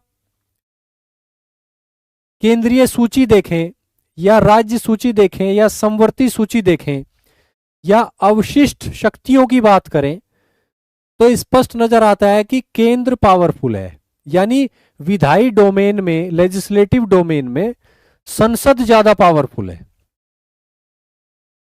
जैसे आप देखें कि यूनियन लिस्ट जो है उसमें स्टेट लिस्ट के कंपैरिजन में ज्यादा टॉपिक्स हैं, ज्यादा एंट्रीज हैं, और इसके साथ ही ज्यादा महत्वपूर्ण मुद्दों की एंट्रीज हैं। यानी यूनियन लिस्ट, केंद्रीय सूची में राज्य सूची की तुलना में ज्यादा विषय शामिल हैं और जो विषय शामिल हैं वे ज्यादा महत्वपूर्ण विषय हैं। इसके अलावा समवर्ती सूची में अगर आप जाकर देखें तो वहां पे अगर राज्य विधायिका कोई विधान बना रही है और संसद कोई विधान बना रही है, तो संसद का विधान जो है वो लागू होगा, है ना। यहाँ पे संसद द्वारा बनाया गया विधान अभिभावी हो जाएगा, लागू हो जाएगा। और भारत के संविधान में अवशिष्ट शक्तियां यानी रेजिडुअरी पावर्स भी यूनियन गवर्नमेंट को दी गई हैं। तो यहां ये क्लियर है कि सशक्त केंद्र की स्थापना करता है भारत का संविधान। लेजिस्लेटिव डोमेन में भी और एग्जीक्यूटिव डोमेन में भी और फिनेंशियल डोमेन में भी, यानी विधायी रूप से भी, कार्यकारी रूप से भी और वित्तीय रूप से भी भारत का संविधान एक सशक्त केंद्र की स्थापना करता है राज्यों के मुकाबले। और सशक्त केंद्र यानी स्ट्रॉन्ग सेंटर जो है वो एकात्मक सरकारों की विशेषता है, यानी कि यूनिटरी फीचर है। आगे बढ़ते हैं। राज्य अनश्वर नहीं है, स्टेट्स नॉट इंडेस्ट्रक्टेबल।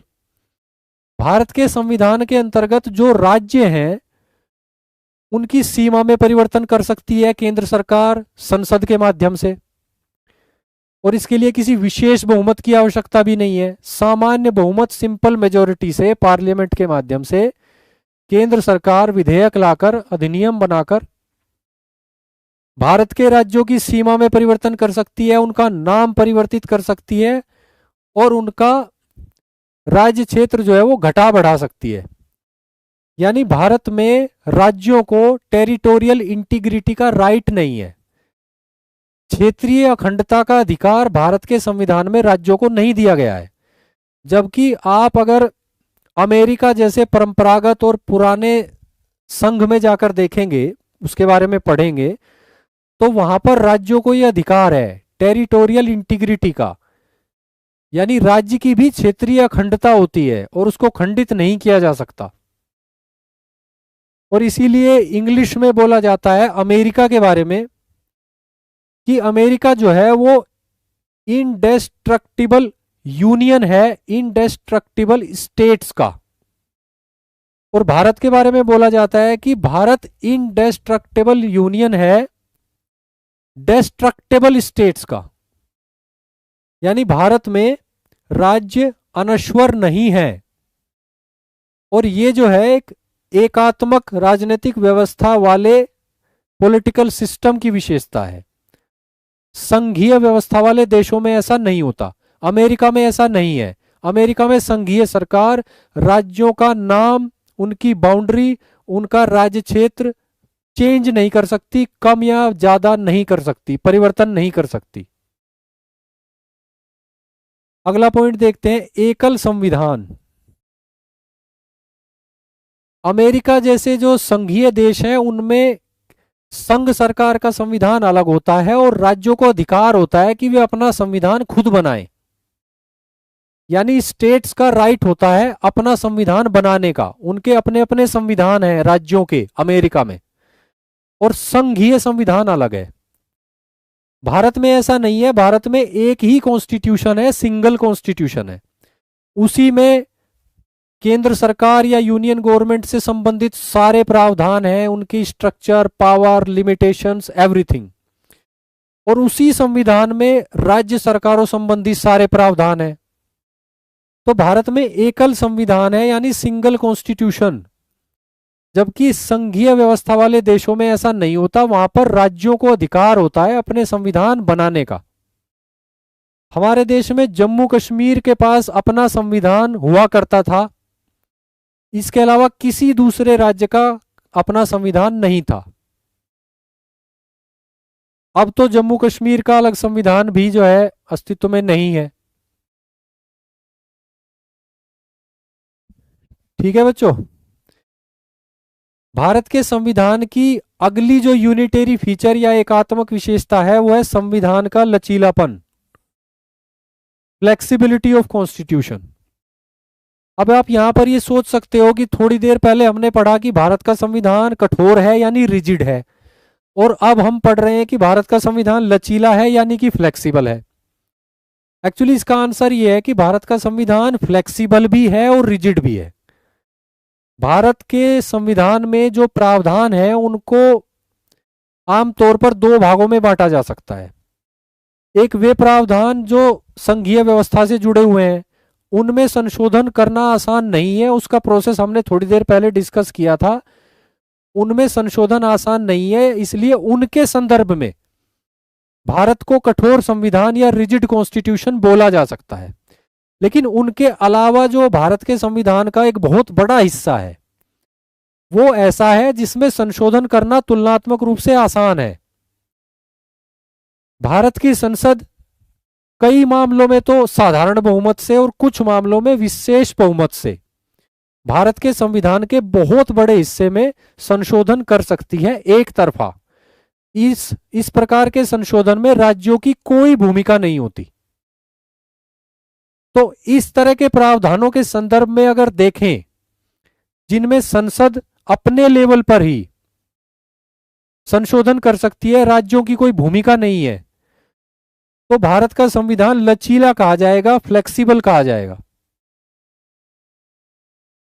और लचीला संविधान यानी फ्लेक्सिबल संविधान होता है जो जिसमें केंद्र के लेवल पर ही संशोधन हो जाता है, वो एकात्मक राजनीतिक व्यवस्था वाले देशों के संविधानों की विशेषता है।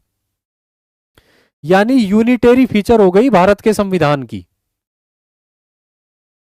दूसरी बात यहां पर एक और ये भी है कि संघीय संविधानों में क्या होता है, जैसे अमेरिका के संघीय संविधान में अगर संशोधन का प्रस्ताव लाना है तो वो राज्यों की तरफ से भी आ सकता है। अमेरिका के संघीय संविधान में संशोधन का प्रस्ताव वहां की संघीय सरकार से भी आ सकता है और राज्यों से भी आ सकता है। भारत में ऐसा नहीं है।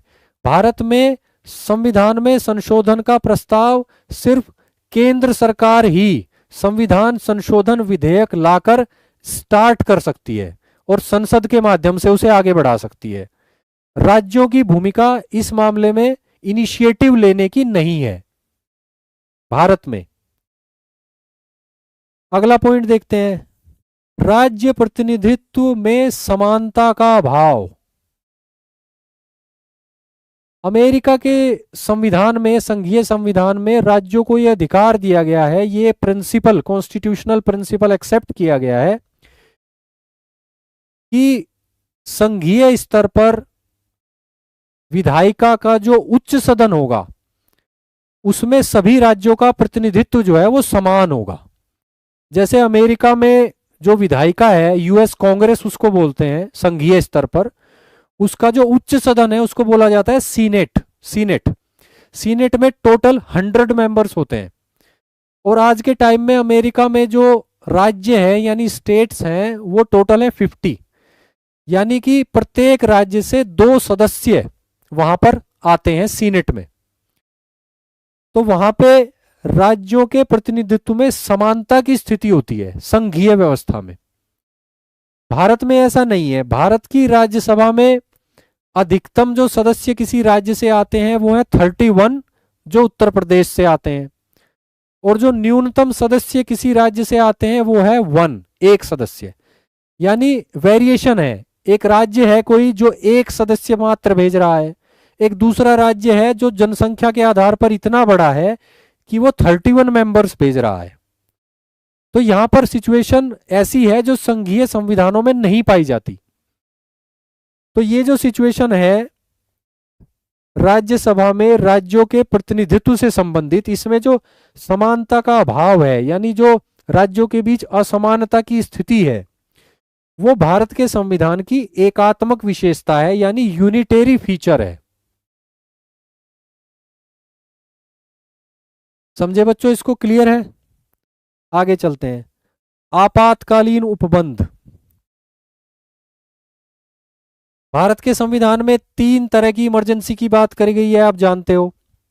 आर्टिकल 352 यानी राष्ट्रीय आपातकाल कह सकते हैं। आर्टिकल 356 यानी राज्यों में संवैधानिक तंत्र का विफल हो जाना, और आर्टिकल 360 यानी वित्तीय आपातकाल।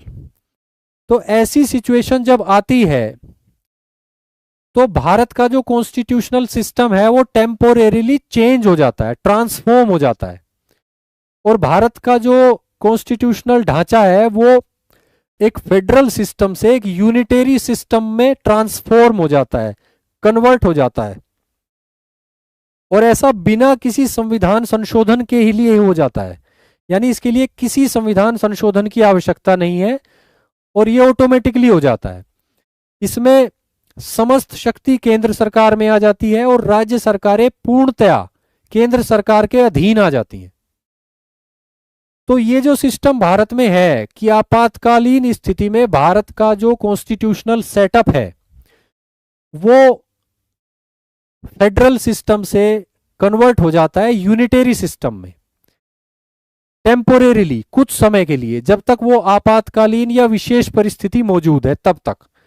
ऐसे फीचर किसी भी संघीय संविधान में नहीं पाए जाते। ऐसे प्रावधान भारत के संविधान में हैं। तो ये जो आपातकालीन उपबंध हैं ये भारत के संविधान की एकात्मक विशेषता है, यानी यूनिटरी फीचर, यानी कि नॉन फेडरल फीचर। क्लियर है? अगला पॉइंट है एकल नागरिकता। संघीय संविधान जो है, जैसे अमेरिका है, जैसे ऑस्ट्रेलिया है, वहां पे ड्यूल पॉलिटी है, यानी दो स्तर पर सरकारें हैं। तो नागरिकता भी दो स्तरों पर ही है। अमेरिका में भी जो नागरिक होता है अमेरिका का, वो किसी राज्य का नागरिक होता है, साथ ही वो अमेरिका संघ का भी नागरिक है। ऑस्ट्रेलिया में भी ऐसा है, यानी कि ड्यूल पॉलिटिकल सिस्टम और ड्यूल सिटीजनशिप, दोहरी नागरिकता। भारत में ऐसा नहीं है। भारत में पॉलिटिकल सिस्टम जो है वो ड्यूल है, यानी दोहरी सरकार व्यवस्था है, केंद्र सरकार, राज्य सरकार, यूनियन गवर्नमेंट, स्टेट गवर्नमेंट। लेकिन सिटीजनशिप एक ही है। किसी भी राज्य का निवासी हो वो भारत का नागरिक होता है, और भारत के किसी भी हिस्से में वो चला जाए उसके अधिकार जो है वो समान रहते हैं। क्लियर है? तो ये जो एकल नागरिकता का कॉन्सेप्ट है, जो कि संघीय संविधानों में नहीं पाया जाता, ऑस्ट्रेलिया में भी नहीं है, अमेरिका में भी नहीं है, ये भारत के संविधान की एकात्मक विशेषता है, यानी यूनिटरी फीचर है। तो भारत के संविधान की 7 यूनिटरी फीचर्स आपने देख ली। अब आगे चलते हैं। भारत के संविधान में 7 यूनिटरी फीचर्स और भी हैं, उनको देख लेते हैं। एकीकृत न्यायपालिका। भारत में एकीकृत न्यायपालिका है जिसके टॉप पे सुप्रीम कोर्ट है। केंद्रीय विधायिका यानी संसद द्वारा पारित अधिनियमों को भी और राज्य विधायिकाओं द्वारा पारित अधिनियमों को भी यही एकीकृत न्यायपालिका इंप्लीमेंट करती है। संघीय संविधानों में ऐसा नहीं होता, जैसे अमेरिका में ऐसा नहीं है। अमेरिका में जो न्यायपालिका है वो एकीकृत नहीं है। संघीय न्यायपालिका का ढांचा अलग है, राज्य न्यायपालिका का ढांचा अलग है। केंद्रीय विधानों को लागू करती है केंद्रीय न्यायपालिका अमेरिका में, और राज्य स्तर के विधानों को लागू करती है राज्य स्तर की न्यायपालिका अमेरिका के राज्यों में। तो ये जो एकीकृत न्यायपालिका का कॉन्सेप्ट है, इंटीग्रेटेड जुडिशरी, ये भारत के संविधान की एकात्मक विशेषता है। अगली विशेषता है अखिल भारतीय सेवाएं, ऑल इंडिया सर्विसेज। देखिए, संघीय संविधानों में क्या होता है कि संघ के लेवल पर जो ब्यूरोक्रेटिक ढांचा है वो अलग होता है, और स्टेट के लेवल पर जो ब्यूरोक्रेटिक ढांचा है वो अलग होता है। भारत में भी ऐसा ही है। भारत में केंद्र सरकार की नौकरियां अलग हैं, आप जानते हो। केंद्रीय स्तर का प्रशासनिक तंत्र अलग है, राज्य स्तर की नौकरियां अलग हैं, राज्य स्तर का प्रशासनिक ढांचा अलग है। लेकिन भारत में एक एडिशनल फीचर है, एक एडिशनल फीचर है all India services, Akhil Bharatiya सेवाएं। ये 3 हैं, आप जानते हो, आईएएस, आईपीएस और आईएफओएस, यानी भारतीय प्रशासनिक सेवा, भारतीय पुलिस सेवा और भारतीय वन सेवा, यानी कि Indian forest service, Indian police service, Indian administrative service. इन सेवाओं में नियुक्ति केंद्र के स्तर पर की जाती है यूनियन पब्लिक सर्विस कमीशन द्वारा। इनका प्रशिक्षण भी केंद्र सरकार के अंतर्गत होता है। इनको कार्डर का अलॉटमेंट भी केंद्र सरकार ही करती है, और ऑल इंडिया सर्विसेज पर जो फाइनल अल्टीमेट कंट्रोल रखती है वो केंद्र सरकार ही रखती है, यानी यूनियन गवर्नमेंट ही रखती है। और union government all India services के माध्यम से राज्यों पर एक तरह से नियंत्रण रखती है। ऑल इंडिया सर्विसेज जो कॉमन है केंद्र के लिए और राज्यों के लिए, ऐसी कोई सेवा अमेरिका जैसे संघीय संविधानों में नहीं पाई जाती। संघीय संविधानों की जो स्पिरिट होती है, संघीय जो भावना होती है, उससे मैच नहीं करती, उसके विरुद्ध है ऑल इंडिया सर्विसेज की फंक्शनिंग और इसका एग्जिस्टेंस। तो ऑल इंडिया सर्विसेज जो है ये भारत के संविधान की एकात्मक विशेषता में आएगा, एकात्मक विशेषता में। इसके अलावा एकीकृत जांच, लेखा जांच मशीनरी। भारत में आप जानते हो कि कंट्रोलर एंड ऑडिटर जनरल होते हैं, यानी नियंत्रक और महालेखा परीक्षक। इनकी नियुक्ति राष्ट्रपति के माध्यम से केंद्रीय स्तर पर की जाती है। इनको अगर हटाने की बात आए तो भी राष्ट्रपति के माध्यम से केंद्रीय स्तर पर ही इनको हटाया जा सकता है। लेकिन ये केंद्रीय लेखों की जांच करने के साथ साथ राज्य सरकारों के लेखों की जांच भी करते हैं, जबकि राज्यों का इनकी नियुक्ति में या इनकी पद विमुक्ति में कोई भूमिका नहीं है। तो इस तरह से देखें तो कैग जो है, सीएजी कैग, नियंत्रक और महालेखा परीक्षक जो है, ये राज्यों के लेखों की जांच के माध्यम से राज्यों की वित्तीय स्वायत्तता पर रेस्ट्रिक्शन के रूप में कार्य करते हैं। और संघीय संविधानों में ऐसी व्यवस्था नहीं पाई जाती। अमेरिका के संविधान में ऐसी ही एक पोस्ट है जिसे सीजी बोला जाता है, सीजी। वहां पे जो सीजी होते हैं वो फेडरल लेवल पे होते हैं, राज्यों के लेवल पर लेखों की जांच से उनका कोई संबंध नहीं होता। लेकिन भारत में कैग जो है वो केंद्र सरकार के साथ साथ राज्य सरकार के लेखों की जांच भी करता है। इसलिए ये भी भारत के संविधान की एक और एकात्मक विशेषता है, एकात्मक विशेषता। अगली जो एकात्मक विशेषता है वो है राज्य सूची पर संसद का प्राधिकार। आप ये बात जानते हैं कि भारत में 7वीं अनुसूची के अंतर्गत विधायी शक्तियों को केंद्र और राज्यों में बांटा गया है।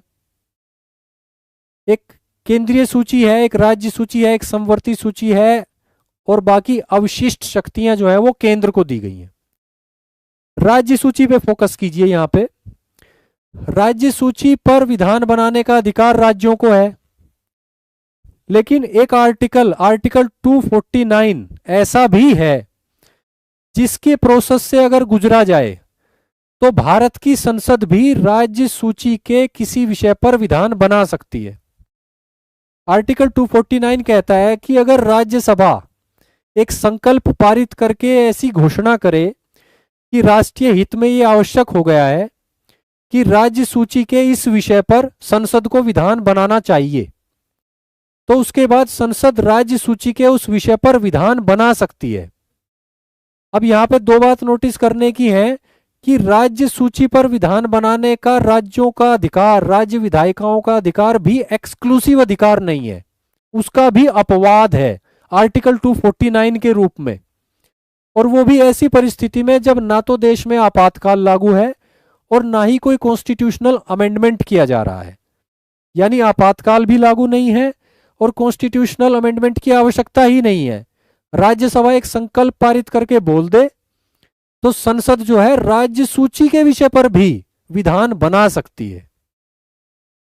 तो यही बात यहां पर लिखी है कि राज्य सूची पर संसद का प्राधिकार, parliaments authority over state list, ये आर्टिकल 249 के अंतर्गत ये अथॉरिटी है। तो ये एक और फीचर हुई भारत के संविधान की एकात्मक फीचर, यूनिटरी फीचर। इसके अलावा भारत का एक राज्यपाल होता है, आप जानते हो, आर्टिकल 153 राज्यपाल होता है राज्य के स्तर पर। राज्यपाल की नियुक्ति केंद्र सरकार करती है, राष्ट्रपति करते हैं। राष्ट्रपति के प्लेजर पर डिपेंड करता है कि राज्यपाल कितने समय तक राज्यपाल रहेंगे। राज्यपाल को कभी भी हटा सकते हैं राष्ट्रपति।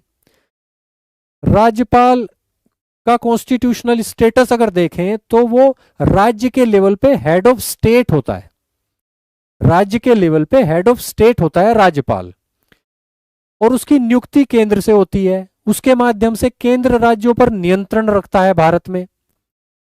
और राज्यों की कोई भूमिका नहीं होती, ना राज्यपाल की नियुक्ति में, ना उसके स्थानांतरण में, ना उसकी पदवी मुक्ति में। तो ये जो राज्यपाल का इंस्टीट्यूशन है, ये अपने आप में भारत के संविधान की एक नॉन फेडरल फीचर है, एकात्मक विशेषता। जो संघीय संविधान होते हैं, जैसे अमेरिका का संविधान, वहां राज्यपाल जो होते हैं राज्यों के, उनका चुनाव करती है राज्य की जनता। संघीय सरकार उनको नियुक्त नहीं करती है, राज्य की जनता उनका चुनाव करती है। तो यह डिफरेंस है। तो राज्यपाल की मौजूदगी, उसकी नियुक्ति और उसकी कार्यप्रणाली, यह भारत के संविधान की एकात्मक विशेषता है, unitary feature, non federal feature. अगली जो फीचर है वो है एकीकृत निर्वाचन मशीनरी। अमेरिका के संघीय संविधान को अगर देखें तो वहां पे संघीय चुनाव कराने के लिए एक सेपरेट इलेक्शन मशीनरी है, राज्यों का चुनाव कराने के लिए राज्यों के स्तर पर स्टेट इलेक्शन मशीनरी है। भारत में ऐसा नहीं है। भारत में जो निर्वाचन आयोग है वही केंद्र के चुनाव भी कराता है और राज्य स्तर के चुनाव भी वही कराता है। लेकिन उसकी नियुक्ति में या अगर पद विमुक्ति करनी पड़े निर्वाचन आयुक्त की, तो उसमें राज्यों की कोई भूमिका नहीं है। भारत का राष्ट्रपति ही केंद्र सरकार की रिकमेंडेशन से अपॉइंट करता है भारत के निर्वाचन आयुक्तों को, और अगर उनको कभी हटाना पड़े तो हटाने का प्रोसेस भी राष्ट्रपति के माध्यम से ही है। राज्यों की इसमें कोई भूमिका नहीं है। जबकि राज्यों के स्तर पर चुनाव की देखरेख, मॉनिटरिंग, उसका नियंत्रण, निर्देशन, सब कुछ निर्वाचन आयोग ही करता है, जो कि यूनियन लेवल की एक कॉन्स्टिट्यूशनल बॉडी है। तो यहां पे ये जो इंटीग्रेटेड इलेक्शन मशीनरी है, ये भी भारत के संविधान की एक यूनिटरी फीचर है, नॉन फेडरल फीचर। उसके बाद राज्यों के विधेयकों पर वीटो। आप जानते हैं आर्टिकल 201 के अंतर्गत, आर्टिकल 201 के अंतर्गत राज्यपाल अगर चाहे तो राज्य की विधायिका के द्वारा पारित किसी विधेयक को राष्ट्रपति की मंजूरी के लिए राष्ट्रपति के पास भेज सकता है, राष्ट्रपति के विचारणार्थ राष्ट्रपति के पास भेज सकता है। और राष्ट्रपति के पास क्या शक्तियां हैं उस केस में? राष्ट्रपति चाहे तो उस बिल को अपने पास रखा रहने दे, या तो पुनर्विचार के लिए लौटा दे। अगर पुनर्विचार के लिए लौटा दिया राष्ट्रपति ने और उसके बाद फिर से राज्य की विधायिका ने उसको कुछ परिवर्तनों के साथ या तो जैसे भी पास करके फिर राज्यपाल के पास भेजा और राज्यपाल ने उसको पुनः राष्ट्रपति के विचारणार्थ रिजर्व करके भेज दिया, तो ऐसी केस में फिर राष्ट्रपति अगर चाहे तो अपनी जो सहमति है उसको रोक सकता है, उस बिल को अपने पास रखे देना रह सकता है, उस बिल को अपने पास अपने ऑफिस में पेंडिंग स्टेट में रहने दे सकता है अनिश्चित काल के लिए। यानी एक तरह से देखें तो राष्ट्रपति के पास वीटो पावर है, एब्सोल्यूट वीटो। राज्यों के विधेयकों पर वीटो शक्ति है किसको? भारत के राष्ट्रपति को, यानी हेड ऑफ स्टेट को, संघीय स्तर पर, यूनियन स्तर पर। संघीय संविधानों में ऐसा नहीं होता। अमेरिका में राज्यों के विधेयकों को वीटो करने की शक्ति वहां के राष्ट्रपति को नहीं है। तो राष्ट्रपति की जो ये शक्ति है, इसको भी भारत के संविधान की एकात्मक विशेषताओं में रखा जा सकता है। अब आपने देखा कि भारत के संविधान की एकात्मक विशेषताएं हैं 14। 7 हमने इससे पहले पढ़ी, 1 2 3 4 5 7, और 7 हमने यहां पढ़ी 8 to 14, यानी 14। 7 विशेषताएं हमने भारत के संविधान की पढ़ी जो संघीय हैं, और 14 विशेषताएं हमने भारत के संविधान की पढ़ी जो गैर संघीय हैं, यानी नॉन फेडरल हैं, यानी एकात्मक नेचर की है। तो अब आगे चलकर हम देखते हैं कि भारत का संविधान है कैसा, किस प्रकार का संघ है भारत, जिसमें संघीय विशेषताएं भी हैं, गैर संघीय विशेषताएं भी हैं। तो तो आगे देखते हैं। आज की क्लास बच्चों थोड़ी लंबी होने वाली है क्योंकि चैप्टर ये काफी इंपॉर्टेंट है, इसमें काफी सारा कंटेंट है और कुछ भी छोड़ा नहीं जा सकता है। इसलिए आप लोग पूरे फोकस से मेरे साथ बने रहिए। आप लोग मेरे साथ बने रहेंगे तो मेरी पूरी ऊर्जा, पूरा फोकस जो है आपको अच्छे से अच्छा पढ़ाने पर रहेगा। ठीक है बच्चों, आगे बढ़ते हैं। अब संघीय व्यवस्था का आलोचनात्मक मूल्यांकन कर लेते हैं, यानी भारत की संघीय व्यवस्था का आलोचनात्मक मूल्यांकन कि भारत की संघीय व्यवस्था आखिर है कैसी। इंडिया की संघीय व्यवस्था, आलोचनात्मक मूल्यांकन। काफी सारे कॉन्स्टिट्यूशनल एक्सपर्ट्स हुए हैं, संवैधानिक विशेषज्ञ जिन्होंने भारत के संविधान को पढ़ा, भारत के पॉलिटिकल सिस्टम को स्टडी किया और उसके बाद अपने विचार रखे। तो इन विचारकों को, इन विशेषज्ञों को, इनकी बातों को हम दो कैटेगरी में बांट सकते हैं, दो श्रेणियों में विभाजित कर सकते हैं।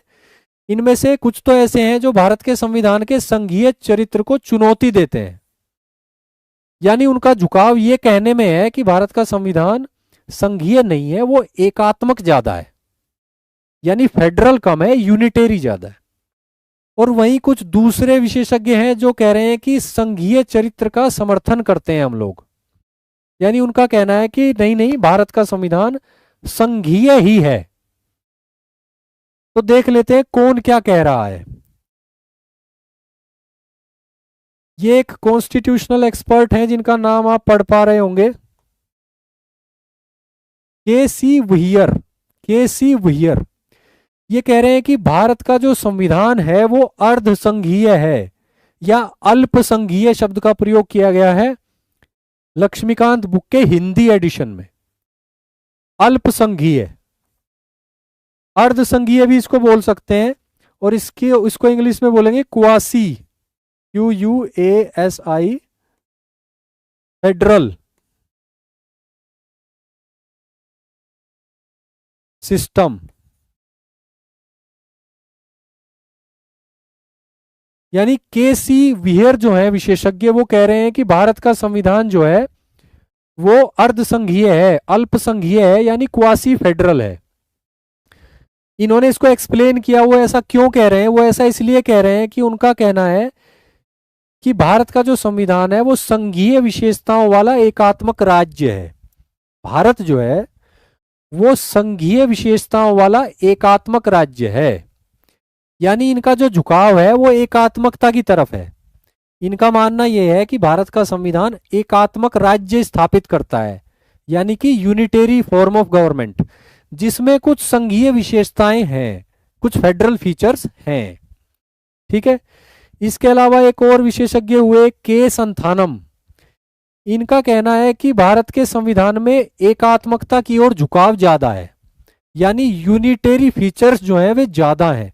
भारत का संविधान संवैधानिक कम है, एकात्मकता की ओर ज्यादा झुका हुआ है। दूसरी बात इन्होंने कही कि केंद्रीयकरण की प्रवृत्ति ज्यादा है, यानी उसी बात को ये दूसरे तरीके से कह रहे हैं कि एकात्मकता की ओर झुकाव है क्योंकि केंद्रीकरण की प्रवृत्ति ज्यादा है, यानी केंद्र ज्यादा पावरफुल है। शक्तियों का जो प्रवाह है संविधान ने वो केंद्र की तरफ ज्यादा कर रखा है।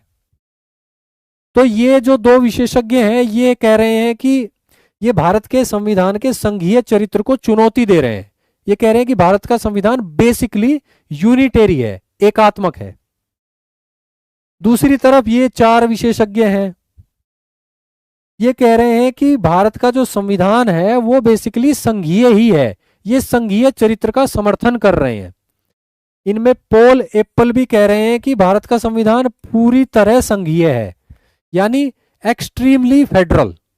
इनका कहना है कि भारत का संविधान एक्सट्रीमली फेडरल है, not only federal but extremely federal. Morris Jones कह रहे हैं कि भारत का संविधान जो है वो सहमति वाला संघ है, सहमति वाले संघ की स्थापना करता है। इसको इंग्लिश में इन्होंने बोला है bargaining federalism, bargaining federalism. Morris Jones कहते हैं कि भारत का जो संघ है वो किस तरह का है, वो बारगेनिंग करने वाला फेडरलिज्म है। आइवर जेनिंग्स का कहना है कि भारत मजबूत केंद्र वाला संघ है, यानी भारत एक संघ है, भारत एक फेडरेशन है जिसमें मजबूत केंद्र की व्यवस्था की गई है, मजबूत केंद्र का प्रावधान किया गया है। ग्रेनविले ऑस्टिन का कहना है कि भारत में सहकारी संघ व्यवस्था है। सहकारी संघ व्यवस्था को कहा जाएगा इंग्लिश में कोऑपरेटिव फेडरलिज्म। ये एक प्रसिद्ध शब्द है, कई बार मेंस में पूछा भी गया है इस पे क्वेश्चन। ग्रेनविले ऑस्टिन भी फेमस कॉन्स्टिट्यूशनल एक्सपर्ट हैं। उनका कहना है कि भारत का जो संघीय व्यवस्था है वो कैसी है, वो सहकारी संघ व्यवस्था है, यानी कोऑपरेटिव फेडरलिज्म। क्लियर है आपको कौन क्या कह रहा है? आगे बढ़ते हैं। अब इसी संबंध में डॉक्टर अंबेडकर के विचार देख लेते हैं कि डॉक्टर अंबेडकर ने क्या कहा। डॉक्टर अंबेडकर के विचार। डॉक्टर अंबेडकर से भी ये प्रश्न पूछा गया था कि भाई ये जो कॉन्स्टिट्यूशन बन गया ये किस तरह का कॉन्स्टिट्यूशन है, क्या ये एकात्मक है या कि ये संघीय है? तो उन्होंने कहा कि हमने कड़ा संघीय स्वरूप नहीं अपनाया है। उनके कहने का मतलब ये है कि जो स्टैंडर्ड या कहें कि ट्रेडिशनल फेडरल सिस्टम है जैसा कि अमेरिका में है, वैसा तो हमने नहीं अपनाया। क्लियर है? हमने जो सिस्टम अपनाया है वो ऐसा है जो समय और परिस्थिति के अनुसार संघीय भी बन जाए और एकात्मक भी बन जाए।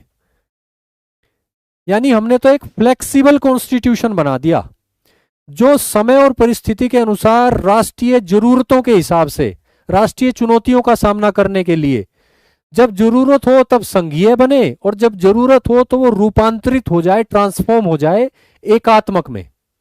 ये बोला डॉक्टर अंबेडकर ने। उसके बाद उन्होंने निष्कर्ष दिया, उन्होंने कहा कि भारत का संविधान जो है वो संघीय है। डॉक्टर अंबेडकर कह रहे हैं कि भारत का संविधान संघीय है, फेडरल, क्योंकि संघीयता के मूल सिद्धांतों को भारत के संविधान में शामिल किया गया है। और किसको उन्होंने बोला मूल सिद्धांत? उन्होंने बोला कि ड्यूल पॉलिटी है, यानी दो स्तर की सरकारें हैं भारत में, है कि नहीं है? संविधान के द्वारा स्थापित है, केंद्र सरकार हो या राज्य सरकार हो, दोनों की शक्तियों का स्रोत संविधान है। क्लियर है? संविधान के द्वारा शक्ति का विभाजन किया गया है। क्लियर है? राज्य केंद्र पर निर्भर नहीं है, राज्यों का अपना इंडिपेंडेंट कॉन्स्टिट्यूशनल स्टेटस है, राज्य केंद्र पर निर्भर नहीं है। तो डॉक्टर अंबेडकर का कहना था कि हमने फेडरल सिस्टम्स जो होते हैं, फेडरलिज्म जो है उसके मूल सिद्धांतों को लागू किया है और इन चार को उन्होंने कोट किया और इस आधार पर भारत संघ है, भारतीय व्यवस्था संघीय व्यवस्था है। उन्होंने ये कहा कि कार्यकारी शक्ति के डोमेन में और विधायी शक्ति के डोमेन में राज्य केंद्र पर निर्भर नहीं है, उनका अपना इंडिपेंडेंट कॉन्स्टिट्यूशनल स्टेटस है। क्लियर है? उसके बाद उन्होंने कहा कि केंद्र और राज्य समान हैं, को इक्वल्स शब्द का प्रयोग किया उन्होंने, को इक्वल्स, केंद्र और राज्य समान है, को इक्वल शब्द का प्रयोग उन्होंने किया। तो ये जो संवैधानिक प्रश्न है कि भारत क्या है, भारत किस प्रकार का संघ है या भारत एकात्मक राज्य है, इस पर डॉक्टर अंबेडकर के विचार आपने देख लिए। क्लियर है? आगे चलते हैं। उच्चतम न्यायालय के एक निर्णय में क्या, अनेक निर्णयों में इस प्रश्न पर विचार किया गया है, हम एक निर्णय पर विचार करेंगे। तो यहां पे हम देखते हैं कि इसी संवैधानिक प्रश्न पर उच्चतम न्यायालय का क्या स्टैंड है।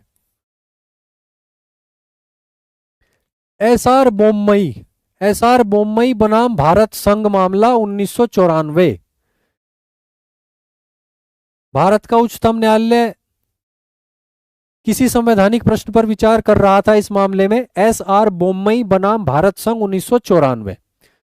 तो भारत के उच्चतम न्यायालय ने उस मामले में कुछ संवैधानिक महत्व के प्रश्नों का उत्तर दिया और वहां पे इस चैप्टर के संदर्भ में कुछ हमारे काम की चीज जो है हमें मिली है जिसे हमें पढ़ना चाहिए।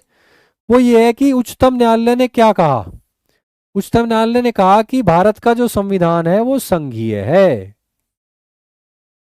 उच्चतम न्यायालय ने माना है, डिक्लेयर किया है, स्वीकार किया है कि भारत का संविधान संघीय है। और साथ ही उन्होंने कहा कि संघीय व्यवस्था जो है, फेडरल सिस्टम जो है, संविधान की मौलिक संरचना का भाग है, यानी बेसिक स्ट्रक्चर का भाग है। ये बहुत ही महत्वपूर्ण बात है।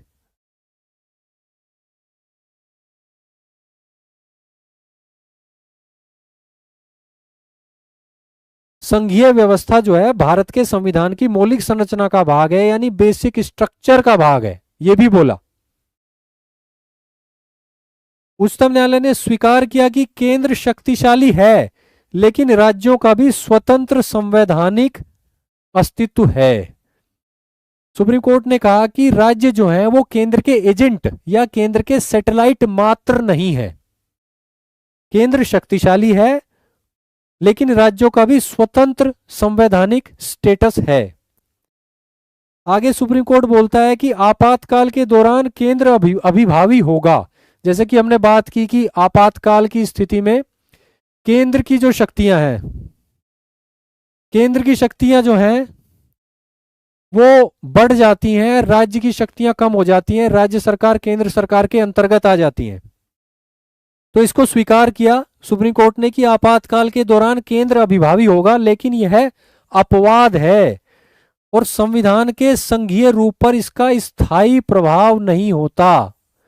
यानी ये अपवाद है और अपवाद रूल नहीं होता। कुछ समय के लिए आपातकाल में जो संघीय व्यवस्था है वो एकात्मक व्यवस्था में बदल जाती है, लेकिन ये कोई स्थायी कॉन्स्टिट्यूशनल चेंज नहीं है। इसके अलावा सुप्रीम कोर्ट ने कहा कि संघीय व्यवस्था एक महत्वपूर्ण सिद्धांत है, प्रशासनिक सुविधा मात्र नहीं है। और ये जो महत्वपूर्ण सिद्धांत है इसका विकास भारत देश में भारत देश की परिस्थितियों को ध्यान में रखकर ही किया गया है। इस महत्वपूर्ण सिद्धांत को भारत के संविधान का भाग बनाया गया है। कैसे, किस लिए? भारत की विशेष परिस्थितियों को ध्यान में रखते हुए, भारत की विशेष चुनौतियों का सामना करने के लिए। तो ये जो संवैधानिक महत्व का प्रश्न है, इस पर उच्चतम न्यायालय का निर्णय आपने देख लिया। कितनी महत्वपूर्ण बातें उच्चतम न्यायालय ने करी, उच्चतम न्यायालय का स्टैंड आपने देख लिया। अब आगे बढ़ते हैं फाइनल स्लाइड की ओर, निष्कर्ष की तरफ। ये हमारी आज की क्लास की अंतिम स्लाइड है। निष्कर्ष है इसमें एक, भारत में संघीय व्यवस्था जो है वो दो संघर्षों के बीच सहमति का प्रतिनिधित्व करती है। दो संघर्ष यानी हमारे दो उद्देश्य, हमारे दो हित जो म्यूचुअली कॉन्फ्लिक्टिंग है, उनके बीच में सामंजस्य बैठाया गया है, उनके बीच में बैलेंस बैठाया गया है, संतुलन बैठाया गया है। कौन से हैं वे दो संघर्ष?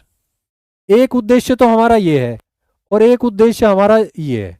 इन दोनों उद्देश्यों के बीच संतुलन बैठाया गया है, सामंजस्य बैठाया गया है। पहला उद्देश्य क्या है कि सामान्यतः यानी सामान्य परिस्थितियों में शक्तियों का विभाजन रहे, ठीक है, और राज्य और केंद्र दोनों अपने अपने कार्यक्षेत्र में स्वायत्त रहें।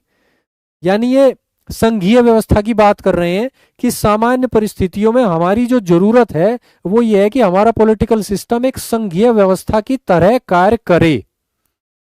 तो सामान्य परिस्थितियों में हमारा हित इस बात में है कि शक्तियों का विभाजन रहे, राज्य और केंद्र दोनों अपने अपने कार्यक्षेत्र में, संवैधानिक कार्यक्षेत्र में स्वायत्त होकर अपना अपना कार्य करें, ठीक है। दूसरा जो हमारा उद्देश्य ये है कि राष्ट्रीय एकता की आवश्यकता और विशेष परिस्थितियों के तहत एक मजबूत संघीय सरकार भी भारत को मिले। यानी अगर राष्ट्रीय एकता को खतरा उत्पन्न हो जाए या राष्ट्रीय एकता को मजबूत करने की बात आए या फिर कुछ विशेष परिस्थिति पैदा हो जाए जैसे कि आपातकाल, तो ऐसी परिस्थितियों में भारत को एक मजबूत संघीय सरकार भी चाहिए। तो ये जो दो उद्देश्य हैं, इन दोनों उद्देश्यों को ध्यान में रखते हुए एक बैलेंस बनाया गया, एक संतुलन बनाया गया और उस संतुलन के आधार पर एक मिलीजुली सी व्यवस्था बनाई गई। एक ऐसी व्यवस्था जिसमें काफी सारी संघीय विशेषताएं भी हैं यानी फेडरल फीचर्स, काफी सारी एकात्मक विशेषताएं भी हैं यानी यूनिटरी फीचर्स या नॉन फेडरल फीचर्स भी बोल सकते हैं। और एक इस तरह का संविधान बनाया गया जो जैसा संविधान किसी दूसरे देश में नहीं है। ये संविधान विशेष है क्योंकि ये भारत की परिस्थितियों के अनुसार अनुरूप ही है, उन्हीं के हिसाब से इसको डिजाइन किया गया, बनाया गया, इंप्लीमेंट किया गया है। बच्चों आज की क्लास में बस इतना ही। उम्मीद है कि संघीय व्यवस्था से जुड़े विभिन्न पहलुओं को आप लोग अच्छे से समझे होंगे। ये पॉलिटी हम पढ़ रहे हैं और पॉलिटी भी लक्ष्मीकांत बुक की पढ़ रहे हैं, तो थोड़ा सा आपको ज़्यादा मेहनत करनी पड़ेगी। मैं आपसे उम्मीद करता हूं कि आप थोड़ा ज़्यादा मेहनत करें। क्लास कभी कभी थोड़ी लंबी भी हो सकती है, क्योंकि पूरा चैप्टर उस क्लास में ख़त्म करना होता है अगर संभव हो। ठीक है, तो आप मेरे साथ थोड़ा देर तक बने रहें, उसके लिए धन्यवाद। आज आप बने रहे। तो बच्चों मैं देख लेता हूँ एक बार आपके कमेंट जाने से पहले। आपको क्लास कैसी लगी जल्दी बताइए मुझे कमेंट करके। आपका कोई प्रश्न हो, कोई डाउट हो, कोई सुझाव हो तो जरूर बताइए। देखिए, प्रश्न पूछने से हिचकना नहीं चाहिए। प्रश्न हमारी नॉलेज के गैप को फिल करते हैं। तो आप किसी भी माध्यम से टेलीग्राम ग्रुप से जुड़िए, या फिर यहाँ भी आप कमेंट करके प्रश्न पूछ सकते हैं। जब क्लास ऑफलाइन हो जाती है तब भी आप प्रश्न पूछ सकते हैं। हम आपके कमेंट्स, आपके प्रश्नों को पढ़ता हूं मैं। क्लास आपको कैसी लगी? आप में से कई बच्चे थैंक यू सर बोल रहे हैं, गुड बाय बोल रहे हैं, गुड नाइट भी बोल रहे हैं। Thank you very much.